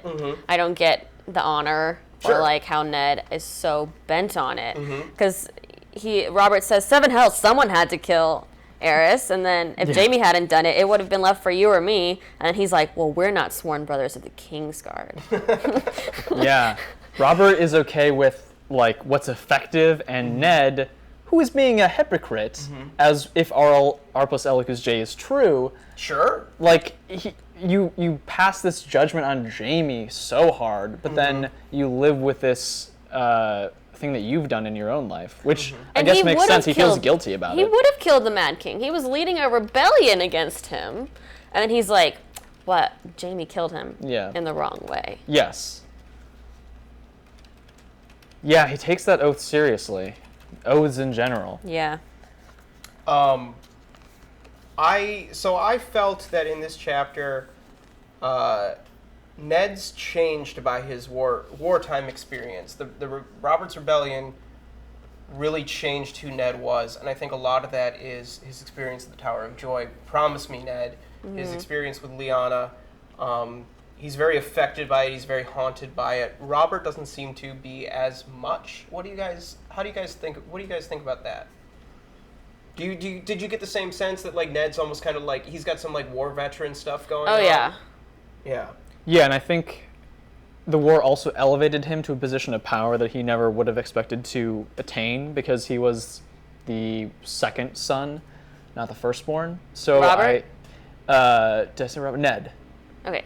Yeah, because his brother died during it. So I think Robert's brother died? Ned's brother died. Ned's brother died. Oh god. Just before. Okay. Yes. So I think there's that, and then I think that Robert, they're both living in the past in different ways. I think Robert is just trying to. He can't really escape the past. He's trying to recreate some of it. He's trying to escape from it. He's trying to not remember it, but on the other hand, it's the only thing that keeps him going. Like he's after Targaryens because that's what he knows how to do. I don't think Robert is as haunted by it anymore because he got the payoff. He can get anything he wants. He's got all the money in the world. He's got all the whores and the wine, and I don't think he just doesn't care anymore. Sure. And he won in his mind. I also think that Ned found a way to be happy, whereas Robert did not in King's Landing. Ned created a life for himself up north, and now he's being sucked back into Robert's world, and that brings him closer into contact with the past. Yeah. Sort of like a bad nostalgia. Yeah. It's like, I didn't want to come back to college. I had a bad time there. I moved to a different city and started a good life for myself. Any final thoughts on Ned 2? A man could not always be where he belonged, though. Resigned, Eddard Stark put his boots into his horse and set off after the king. Yeah. He's following his duty. He's like, I just want to go back to Winterfell. Yeah. Like, I'm done with this. Very, very, yeah. And this a better line. Ned, had run out of words, and he was filled with a vast sense of helplessness. Yeah. So he knows he's going to have a bad time. Yeah. There's a lot of foreboding. Jaime was 17 when he killed the Mad King. Yeah, Jamie was a prodigy. Wow. We get a sense of just how good he was at killing people later. But, yeah. All right, Tyrion II. The North went on forever. We get the That's my the road favorite. trip chapter. God, I Yeah. love that. Yeah. Again, with the prose style, very specific. I underlined a couple of things. He talks about west of the road were Flint Hills, gray and rugged, with tall watchtowers and their stony summits. Then later, the Flint Hills rode higher, so the repetition, and wilder with each passing mile. So the sense of mind, if we're taking this to be from Tyrion's point of view, hi Lucy, to have that repetition and to recognize the poetry of it. Cold gray blue giants, metaphor. Snow on their shoulders, extended metaphor. Ice crystals flew from what? Tyrion spelled wrong. Oh, Tyrion II. Oh, also, yes, I do watch School of Thrones. My friend Mary Kate Wiles is in it. Oh, you know her. Yeah. That's cool. Joey. I think Joey Richter's in it, Yeah, too. Joey Richter did a Drunk Disney with us. yeah. Oh, yeah, he's great. I think, yeah. Okay. School of Thrones is great. It's Better. a web It's a good series time. about a high school that's, like, based on Game of Thrones. Ice crystals flew from the high peaks like banners, simile. So there's just a lot of really interesting kind of word stuff going Yeah. on. Yeah, I which is love really fun. seeing the landscape of the North, especially from someone's eyes who hasn't been there before. Just how in the Wolf's Wood, the landscape changes, becomes more like wilderness, fewer comforts. Yeah. Yeah, the further they get away from Winterfell, the harder it is on the road. They have to sleep outside instead of in inns and things. And Tyrion the entire time is, as we learn, is motivated by not wanting to give Benjen Stark the satisfaction. Like he's operating from a place of acknowledging some of his inabilities and weaknesses, but doesn't want to give anyone the satisfaction of seeing him struggle.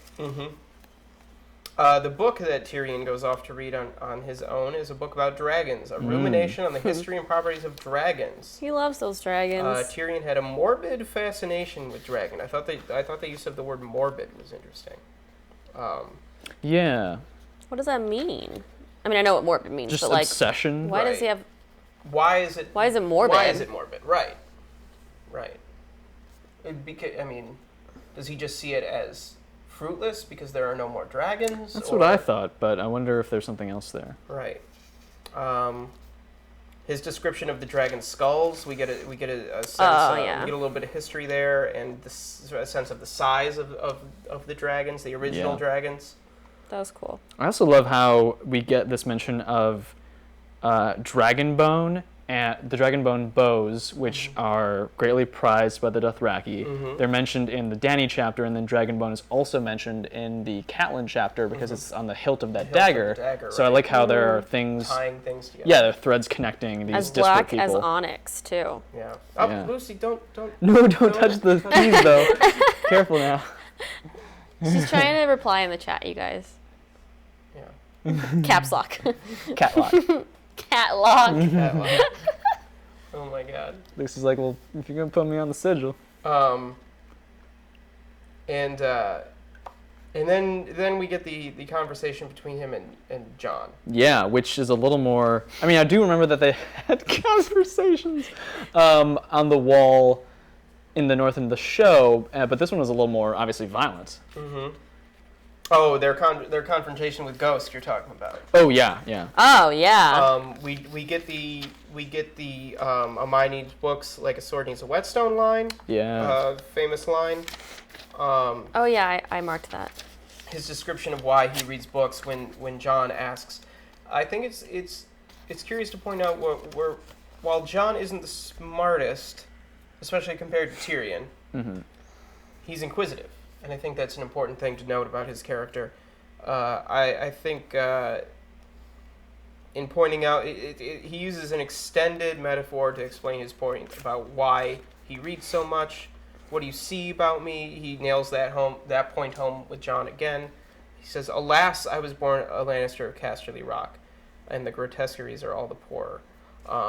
So he reinforces his identity as a Lannister, but with a distancing of himself from it, which I think is really interesting. My father was Hand of the King for 20 years. My brother killed that same king. But life is full of these little ironies. My sister married the new king, and my repulsive nephew will be king after him. Really like that little run. Why is Joffrey so different from the other two? There are a lot of theories about that.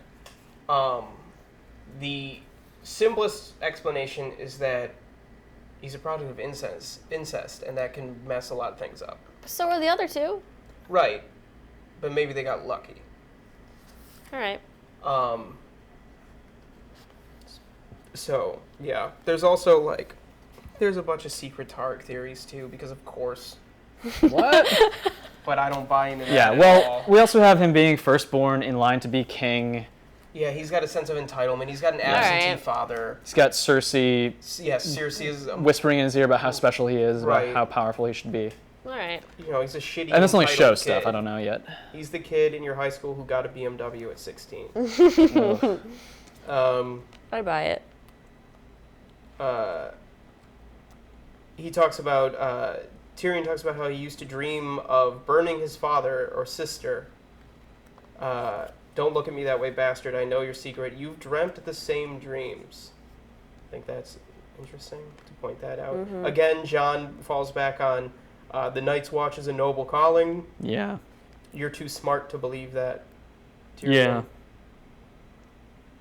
Earlier in the chapter, we're getting Tyrion noticed Jon watching Yoren and his sullen companions, who we know now as rapers, with an odd cast to his face that looked uncomfortably like dismay.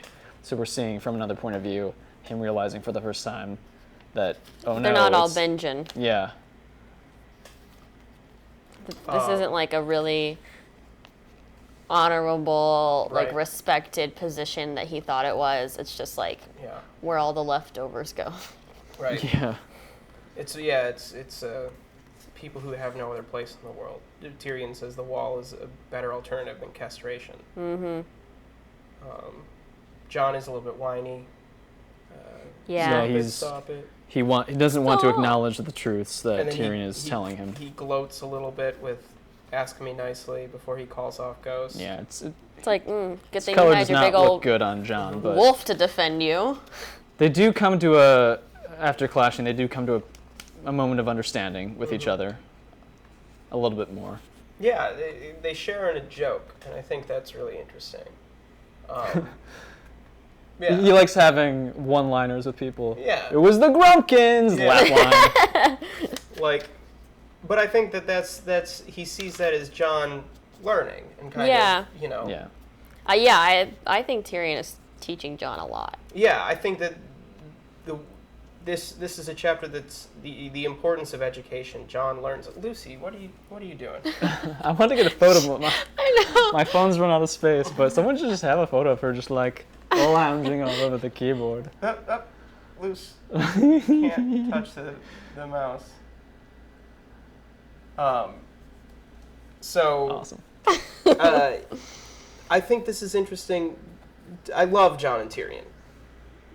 All of their interactions, I wish we would get more of it. Yeah.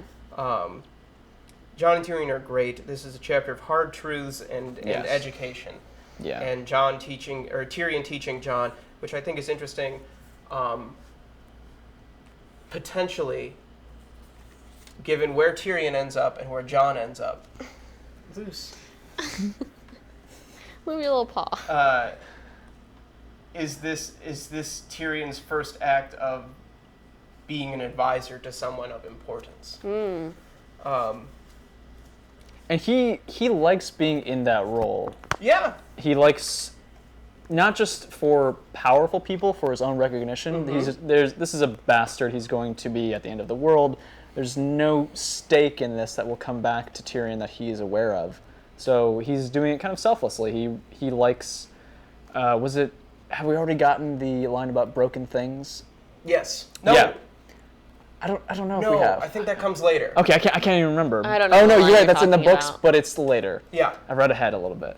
but he has compassion for people who are at the fringes of society or looked down Sure. on. Yeah. Lucy's the stream usurper. Yes. The final lines of this chapter. Tyrion was the last to retire, as always. As he stepped into the shelter his men had built for him, he paused and looked back at Jon Snow. Why?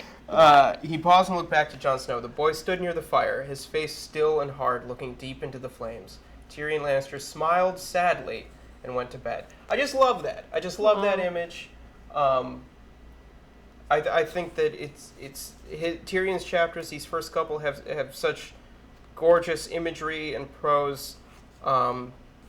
It's part of, I think, why people love Tyrion as book readers and show watchers, because it translates a lot to Peter Dinklage's performance, I think, in the show. It's really nice. I just really enjoyed these 2 Tyrion chapters a lot. Yeah. And it was great. We got exposition about what the dragons meant for Westeros, the Field of Fire, and we got it through Tyrion's point of view, which is something he was very interested in. So much so that he just gets lost in thinking about dragons. I gotta move you, cat. Yeah. I'm sorry. No. The screen is just going. I encourage this, and I am entirely fine with it. Oh. Aww. Bye, Lucy. You get a Lucy. Yeah, he gets so lost in thought thinking about that it's just a line of dialogue from Jon. Why do you read so much? And he hasn't even noticed that Jon is a few feet away from him. So I like that we get a nerdy reader of books. He loves books, yeah. And he loves reading about dragons. Yeah. Great. Probably. I mean, we'll talk about it when we got one more chapter to go through, and then we'll talk about it when we wrap up. But another great food stuff. that bothers me in a Tyrion chapter is the black bread. It just sounds like they burnt the bread. Oh, but it's What is that? it's Gotta, specific. yeah. Is it like Outback Steakhouse bread that's like brown? With Kind of. Yeah. Because it's that's like, good bread. It's more like a pumpernickel. Okay. Yeah. Like, I think it's just the type of grain. I don't think that's like the bacon where it's like burnt.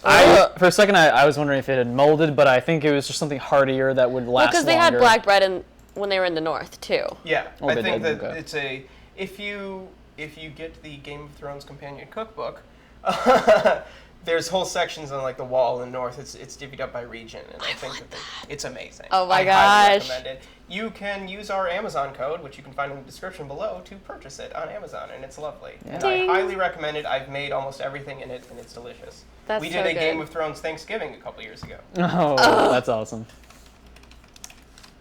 Any last thoughts about Tyrion 2? We're going on to Catelyn 3. Nah. All right.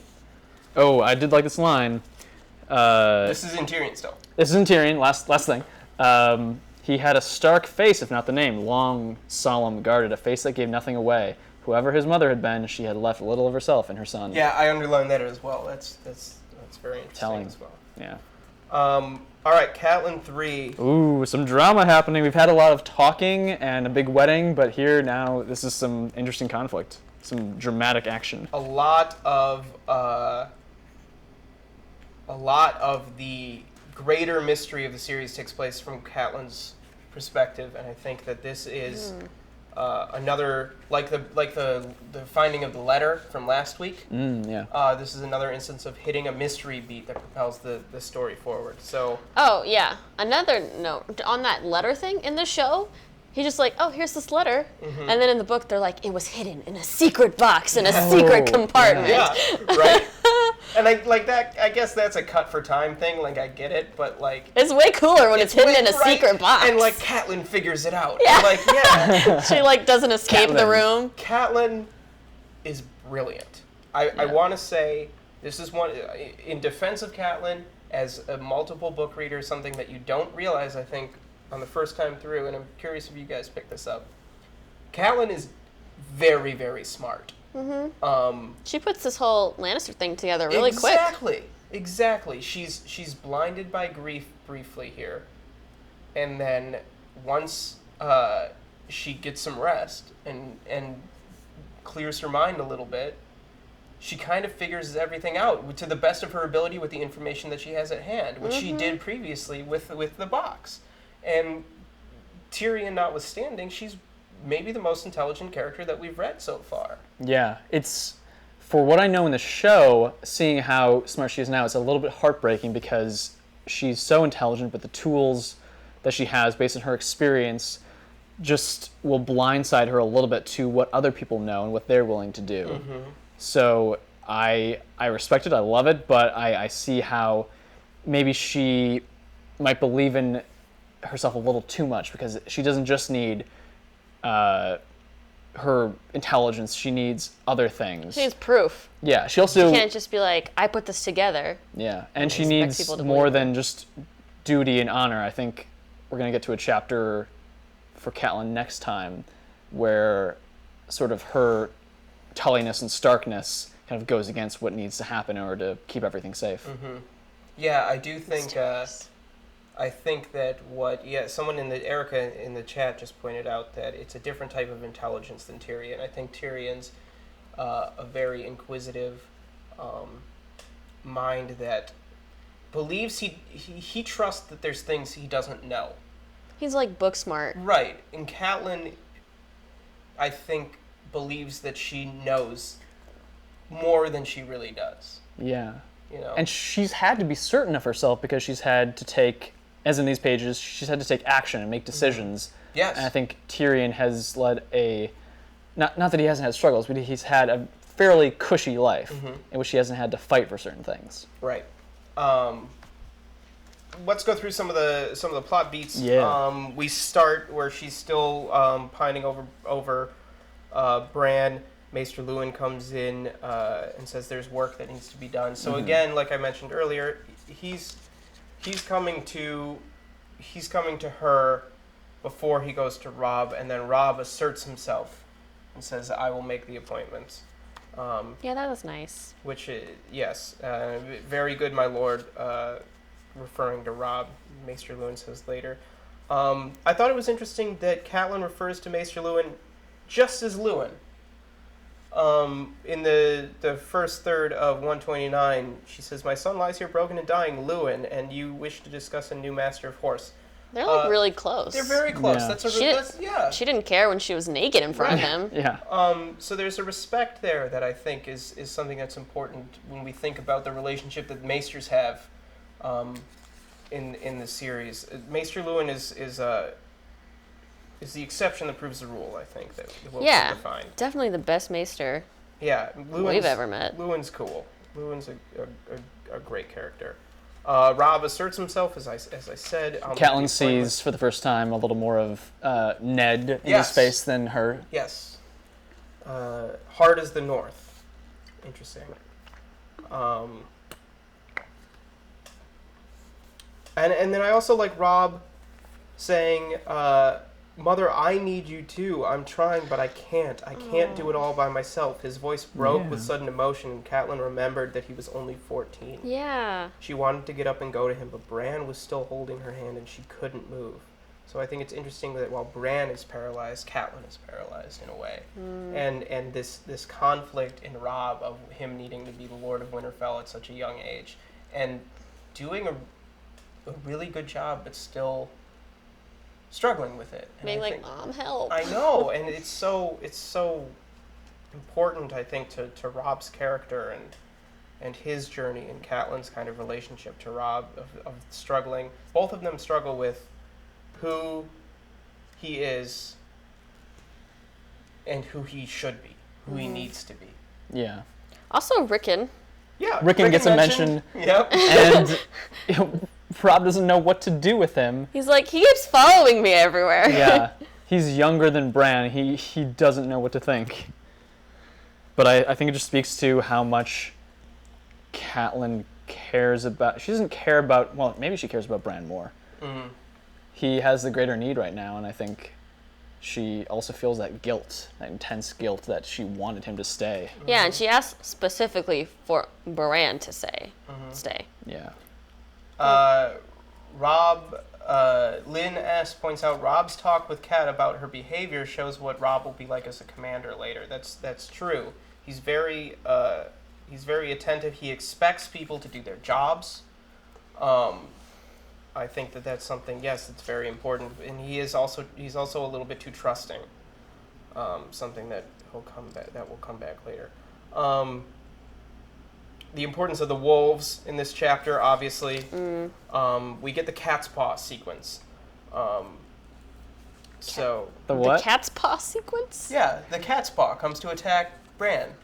That's what. I was like, that's what he's because he doesn't have a name. Is he referred to in here in this chapter? I've never No. heard the cat's Okay. paw. I don't think he's ever referred Yeah, to me neither. in the books as the cat's paw, but in the fandom. Oh, like, It was a new thing to me because that's lion. an expression that I had never heard Yeah. before they mentioned it, which is like your stooge, your scapegoat. fall guy. Yeah, your fall scapegoat. guy. Yeah. So Cat's paw. the cat's paw is used to refer to the dagger as the cat's paw dagger. So going forward, this dagger becomes a kind of MacGuffin, and that's something that will come up again later. But we get that sequence where this unnamed assassin comes to try to silence Bran. You weren't supposed to be here. You were supposed to be here. I thought you were saying cat's paw. Is it I one am- word like yeah, that? yeah. Okay, I thought you were saying the cat, like apostrophe S, paw, as if he was like the Lannisters' assassin, Ooh. because they are lions That's and they are true. cats and they Yes. have The paws. hand of the cats. It also works that way. yeah. Okay, Yeah. sure. But that cat fighting him off, I think, is Cat v cat. Cat fighting. Cat v cat. Oh boy. Cat fight. It's thrilling and it's endearing to Cat, and there's a lot of really great imagery. Yeah, she just grabs the blade. Yeah. She holds it off and it Ugh. cuts into her hands deep down into the Varying bone. steel, man. Yeah. She says you can't. She just refuses to accept that this is the outcome, and she fights tooth and nail to protect her family, to protect her child. I loved some of the way I love how this confrontation plays out, and I also like the details when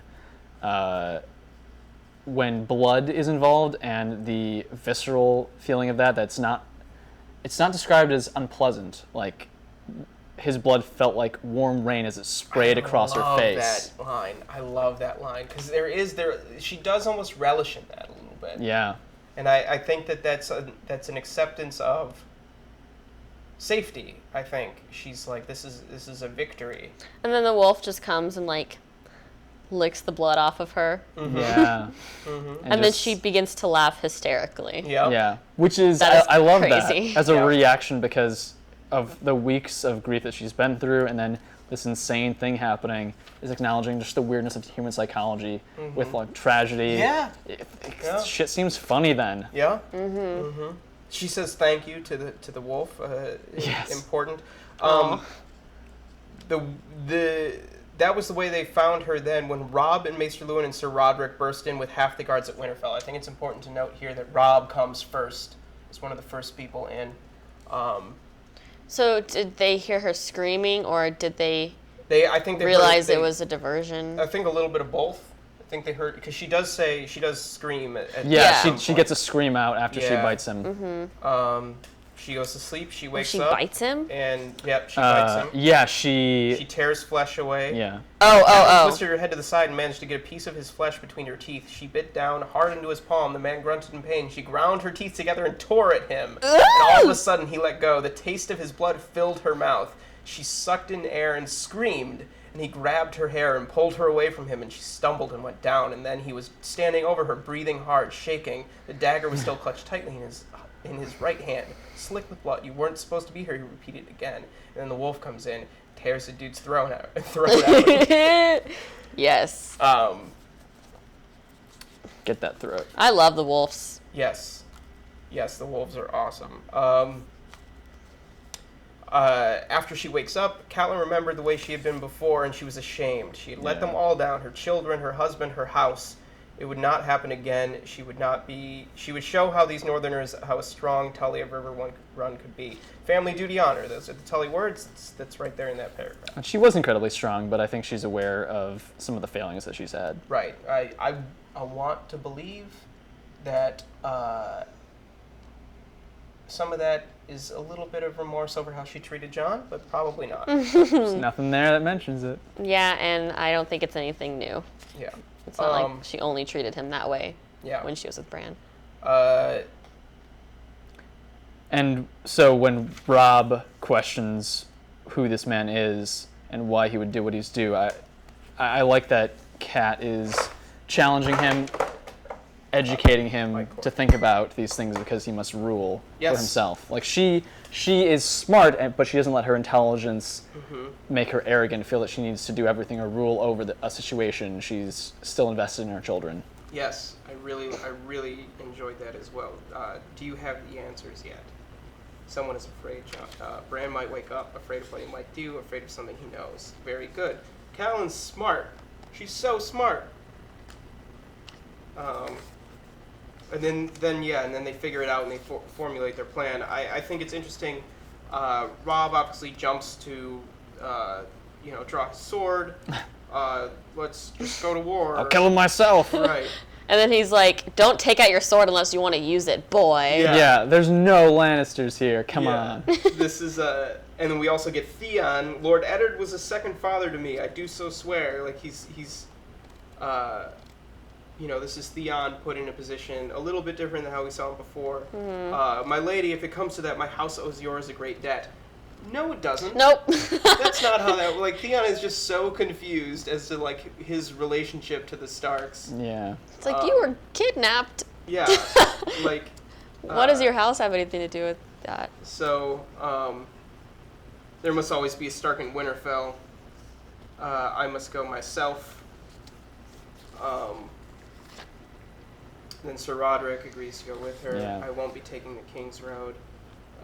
It's a big choice because here she's spent all this time with Bran, dedicated to being by his side, a greater threat than anything that was from his initial injuries pops up, and then she is willing to say goodbye to everyone and go south for the good of the Starks. Right. She's smart and strong. The mystery propels itself forward. They believe it to be Lannisters. We get the dagger now, as like I said, the MacGuffin. There's a lot of great forward momentum, Yeah. especially with the way that her journey is set up. She's very smart about it. She's not taking the King's Road. She's going by ship. They'll beat, at least she thinks, Ned there, and then she thought, we shall see what we shall see. Great line. Great line. Yeah. Really interesting chapter, really exciting. I think it's important that comes after a few kind of like character chapters. A lot of exposition. A lot of exposition. There's plot in the Dany chapter, but it's really not about that. It's more about their relationship. Yeah. And then we get a lot of plot moving forward in the Cat chapter. Any final thoughts on the Cat chapter before we move into the chat? How many of those books in the library burned? I thought. I was like, no, the rare books. Yeah. Knowledge is He's gonna finite. cry. Like, there's things that they don't have anywhere else Yeah. there. I thought the same thing. So let's go I want to see what the chat let's go to says. the chat. So Cohen says, is Theon saying our house owes you a big debt? Maybe he hidden meaning that he wants to kill them because he killed his brothers. No, I think Theon legitimately thinks that the Starks did the Greyjoys a solid by raising him. Like Ned treated Theon well. Like in this chapter, from what Theon's actions, I think you get that there's no reason to suspect that he has any loyalty to anyone else other than the Starks. So I think that to suggest otherwise is reading a little bit too much into it. Yeah, and I agree with Lynn asks, who says, I don't feel like Theon is that forward-thinking. It seems Yeah, like for sure. He's very reactionary. Yes, and the things that we've gotten, he's just going to say something in the moment that he thinks is smart to say, or that will project his confidence. Like, let me take care of these pups right now, not thinking at all about the implications. Yeah. Right. Dark Master says they didn't treat him as a prisoner. They treated him as family. Cool. Yeah. Roads, where are we going? We don't need roads. Yeah. So much history lost.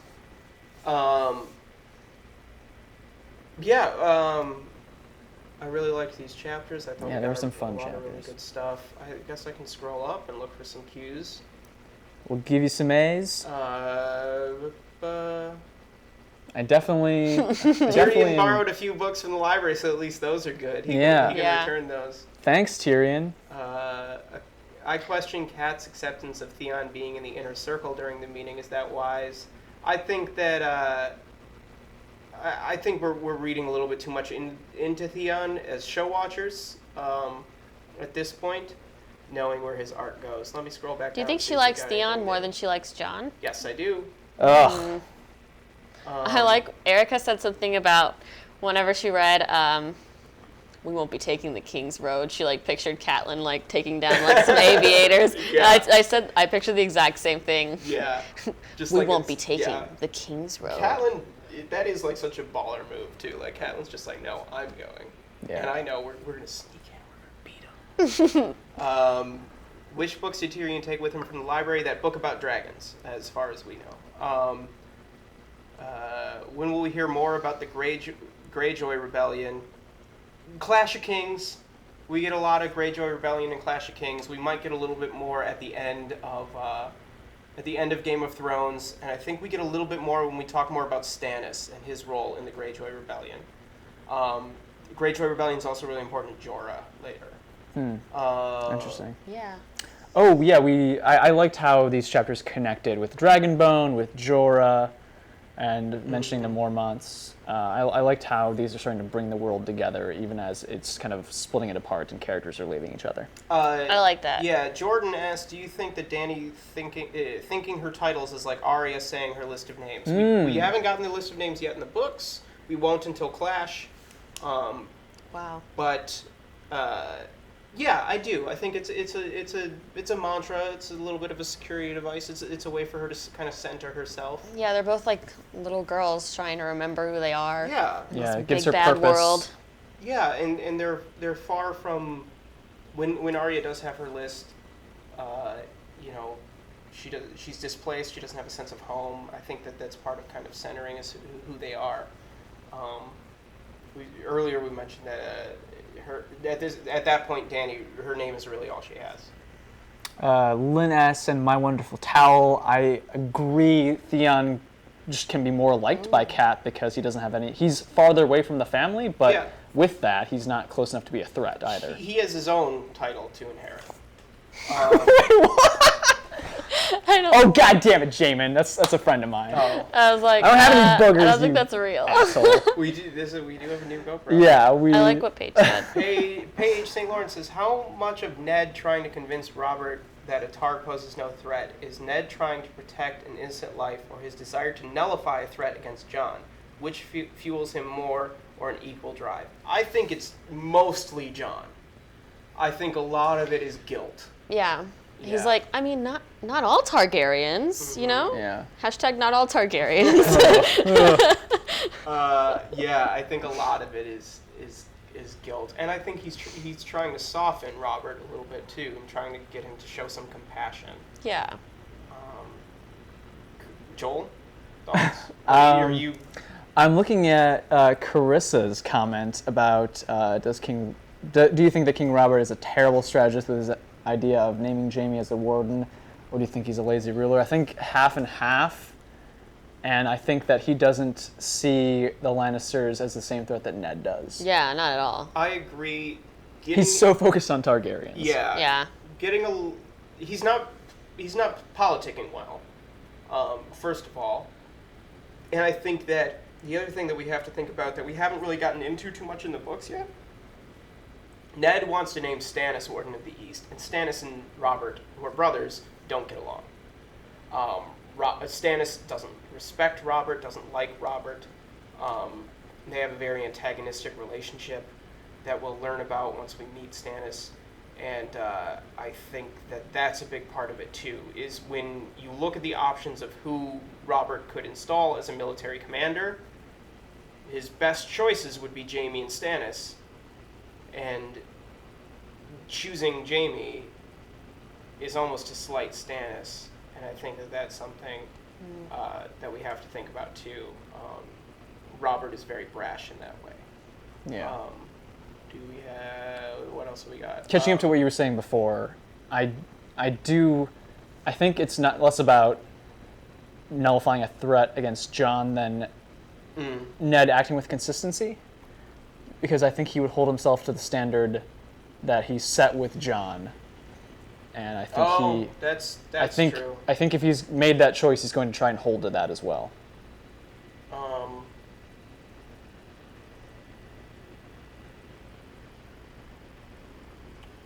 Kyle asked an interesting question. Could the name Wyla be a nickname for Lyanna because in the books she was always depicted as a wild child? Possibly, but I think it's later revealed that Wyla is a real person. So that's an interesting idea, but I don't know if that's the case, because I think we do learn that Wyla she was the wet nurse, and I think she's a real person. Who do you think, Gunnar asks, who do you think makes more of a lasting impression on Jon at this point, Tyrion or Benjen? I think Tyrion helps Jon realize that his impression of Benjen isn't perfect. Yeah, and I think he's already had an impression of Benjen. Yeah. His whole life. Right. Part of the reason he's joining the Watch, I think, is because of Benjen. Yeah. Yeah. But Benjen has never communicated to him, I guess why would he? He wouldn't want to ruin Jon's image, but that he is an exception. And that he tries to warn him a little bit about the Night's Watch, but he knows that there's no other option for Jon, so why taint that image too soon? Yeah.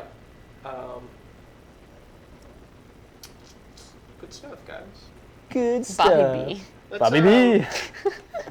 We're well over 2 hours. Time flies when you're talking about a Game of Thrones. We're gonna go into wrap up. Thoughts on what we read this week? I like Tyrion. I wish HBO didn't do that to Drogo.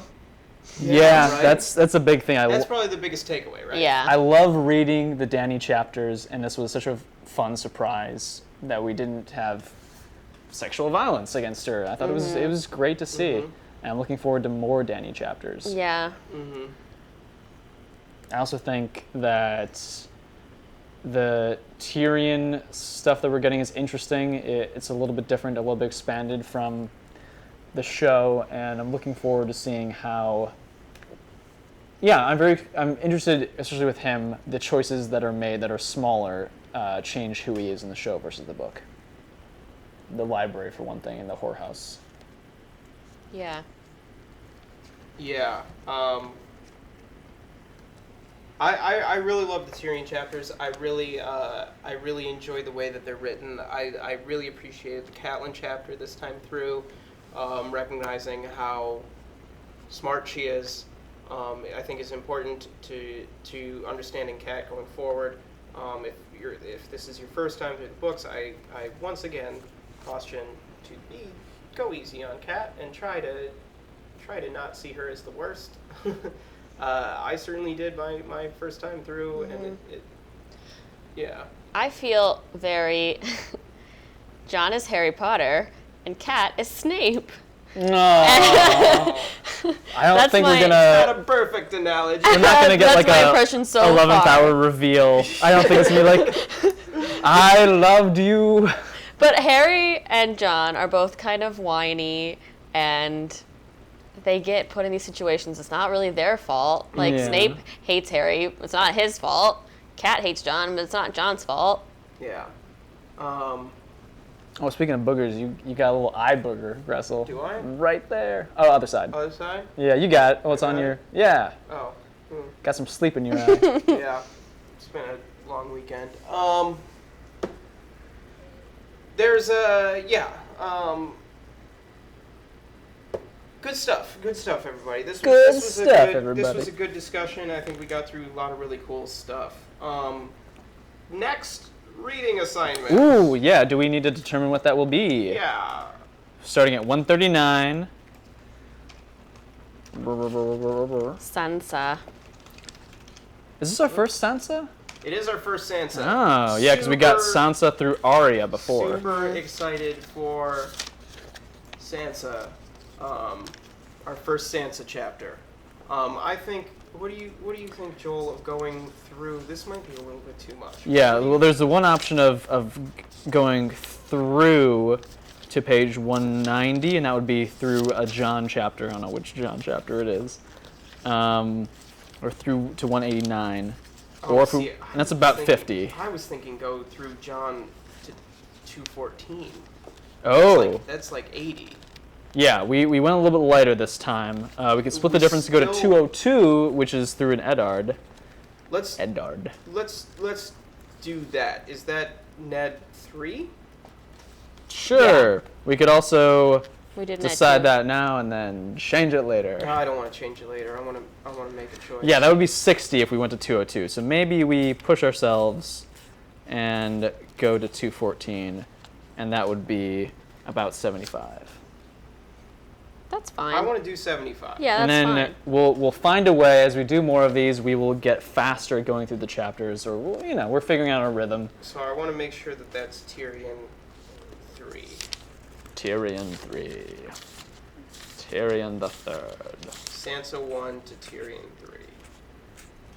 I read a little bit of Sansa 1 already. John, Catelyn, Oh. Bran. Ooh, we get the next Bran one. That's really exciting. Ooh, yeah. We get the King's Road stuff. Yeah. Littlefinger. Yeah. Next time I on. think Sansa 1 through Tyrion 3 will be next week's. And if you're in these little books, that's 139 to 214. Yeah. Dark Master, I hear what you're saying. We're trying. We won't try and make it 4 hours, but we will try and take our time. We'll find a good balance there. We wouldn't want to not give it its due. And I think with James hosting, it'll be good. Not that this wasn't great. I think you did a great job, Graessle. Yeah. Yeah. What were you gonna say? When I was watching last week, 2 hours didn't feel like super long. It was good. I enjoyed it. Your numerical system is so inconsistent. Oh no! It is. There.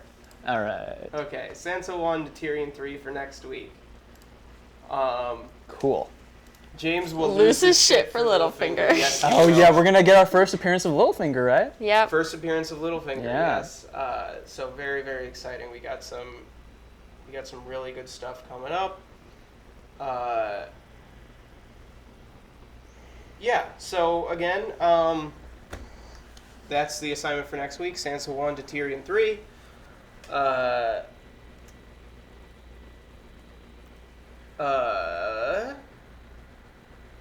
Yeah. So thank you, Lizzie, for joining us. Oh my gosh, thank you for having me. I hope you had a good time. I had a great time. You did a great job. Thanks. Yeah. I was worried. No, Yeah, no, it was a pleasure. Yeah. Fit right in.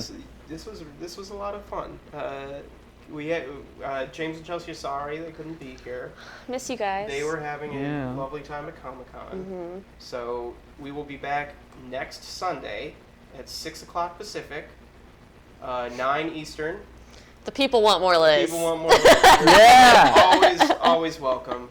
I'm sure there will be situations coming up where we will need a guest again. And I'll always be in the chat. Yeah, and as well I'll be there. Hand of practical advice. So 5 there's not enough room here for 5 people. Things would get real tight. We have to show off our fan-made sigils. Yeah. Thank you to Woe is Bree again for our sigil this week. If you want to have a sigil you create for us featured, just tweet it at us at Practical Folks. House words in the books. The shield of the sigil is up to you, up to interpretation, but we seem to have a maize and blue thing going, so maybe keep that up. But yeah. If you do want more of me, check me out on YouTube Yeah. at SoundProofLiz. Of course. How could I forget the plug? Yeah, I'm trying to publish a video every week now, because I was lacking there for a little bit, but I'm coming back. Yes. And you're on Twitter. You're periscoping, which I. Oh yeah, I think it was my tuned first in. time joining a periscope and participating yesterday when you were taking the Yes, tour it was around your terrifying yesterday apartment. because I got featured or something. So there was 400 people, and they're just like Whoa. 300 trolls. Yeah, that's a lot.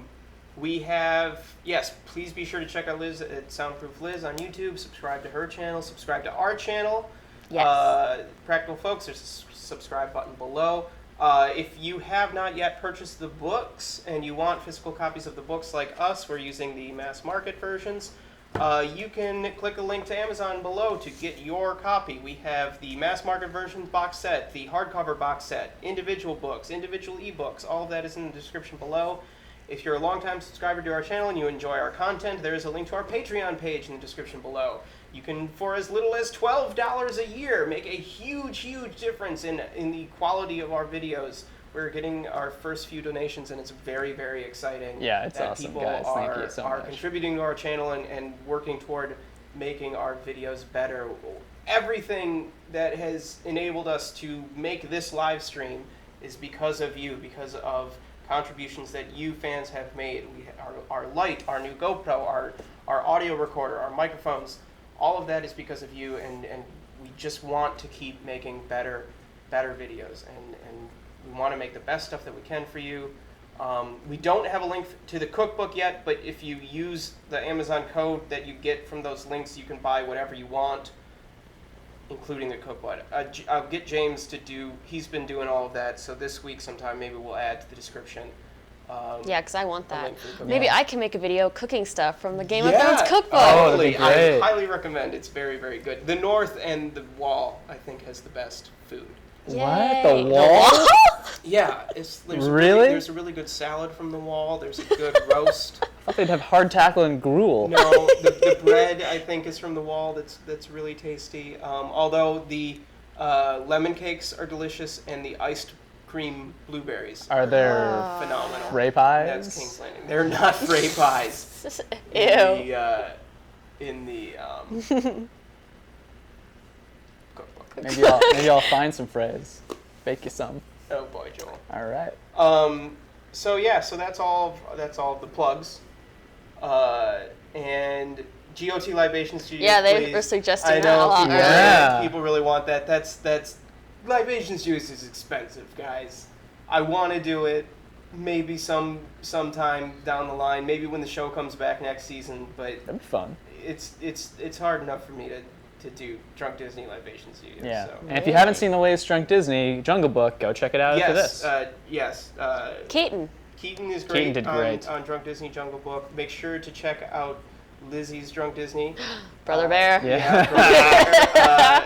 A lot of really, really fun stuff in that episode. It's Classic. A really, really great episode. And yeah, thanks for joining us. We'll be back next week. Same time, 6 o'clock Pacific. This isn't the right thing to cut it. This is. All right. Until next week, I'm James. I'm Joel. I'm not Chelsea or James, but I'm Lizzie. And thank you for watching Book Club. Bye. Bye, guys. Bye. Bye.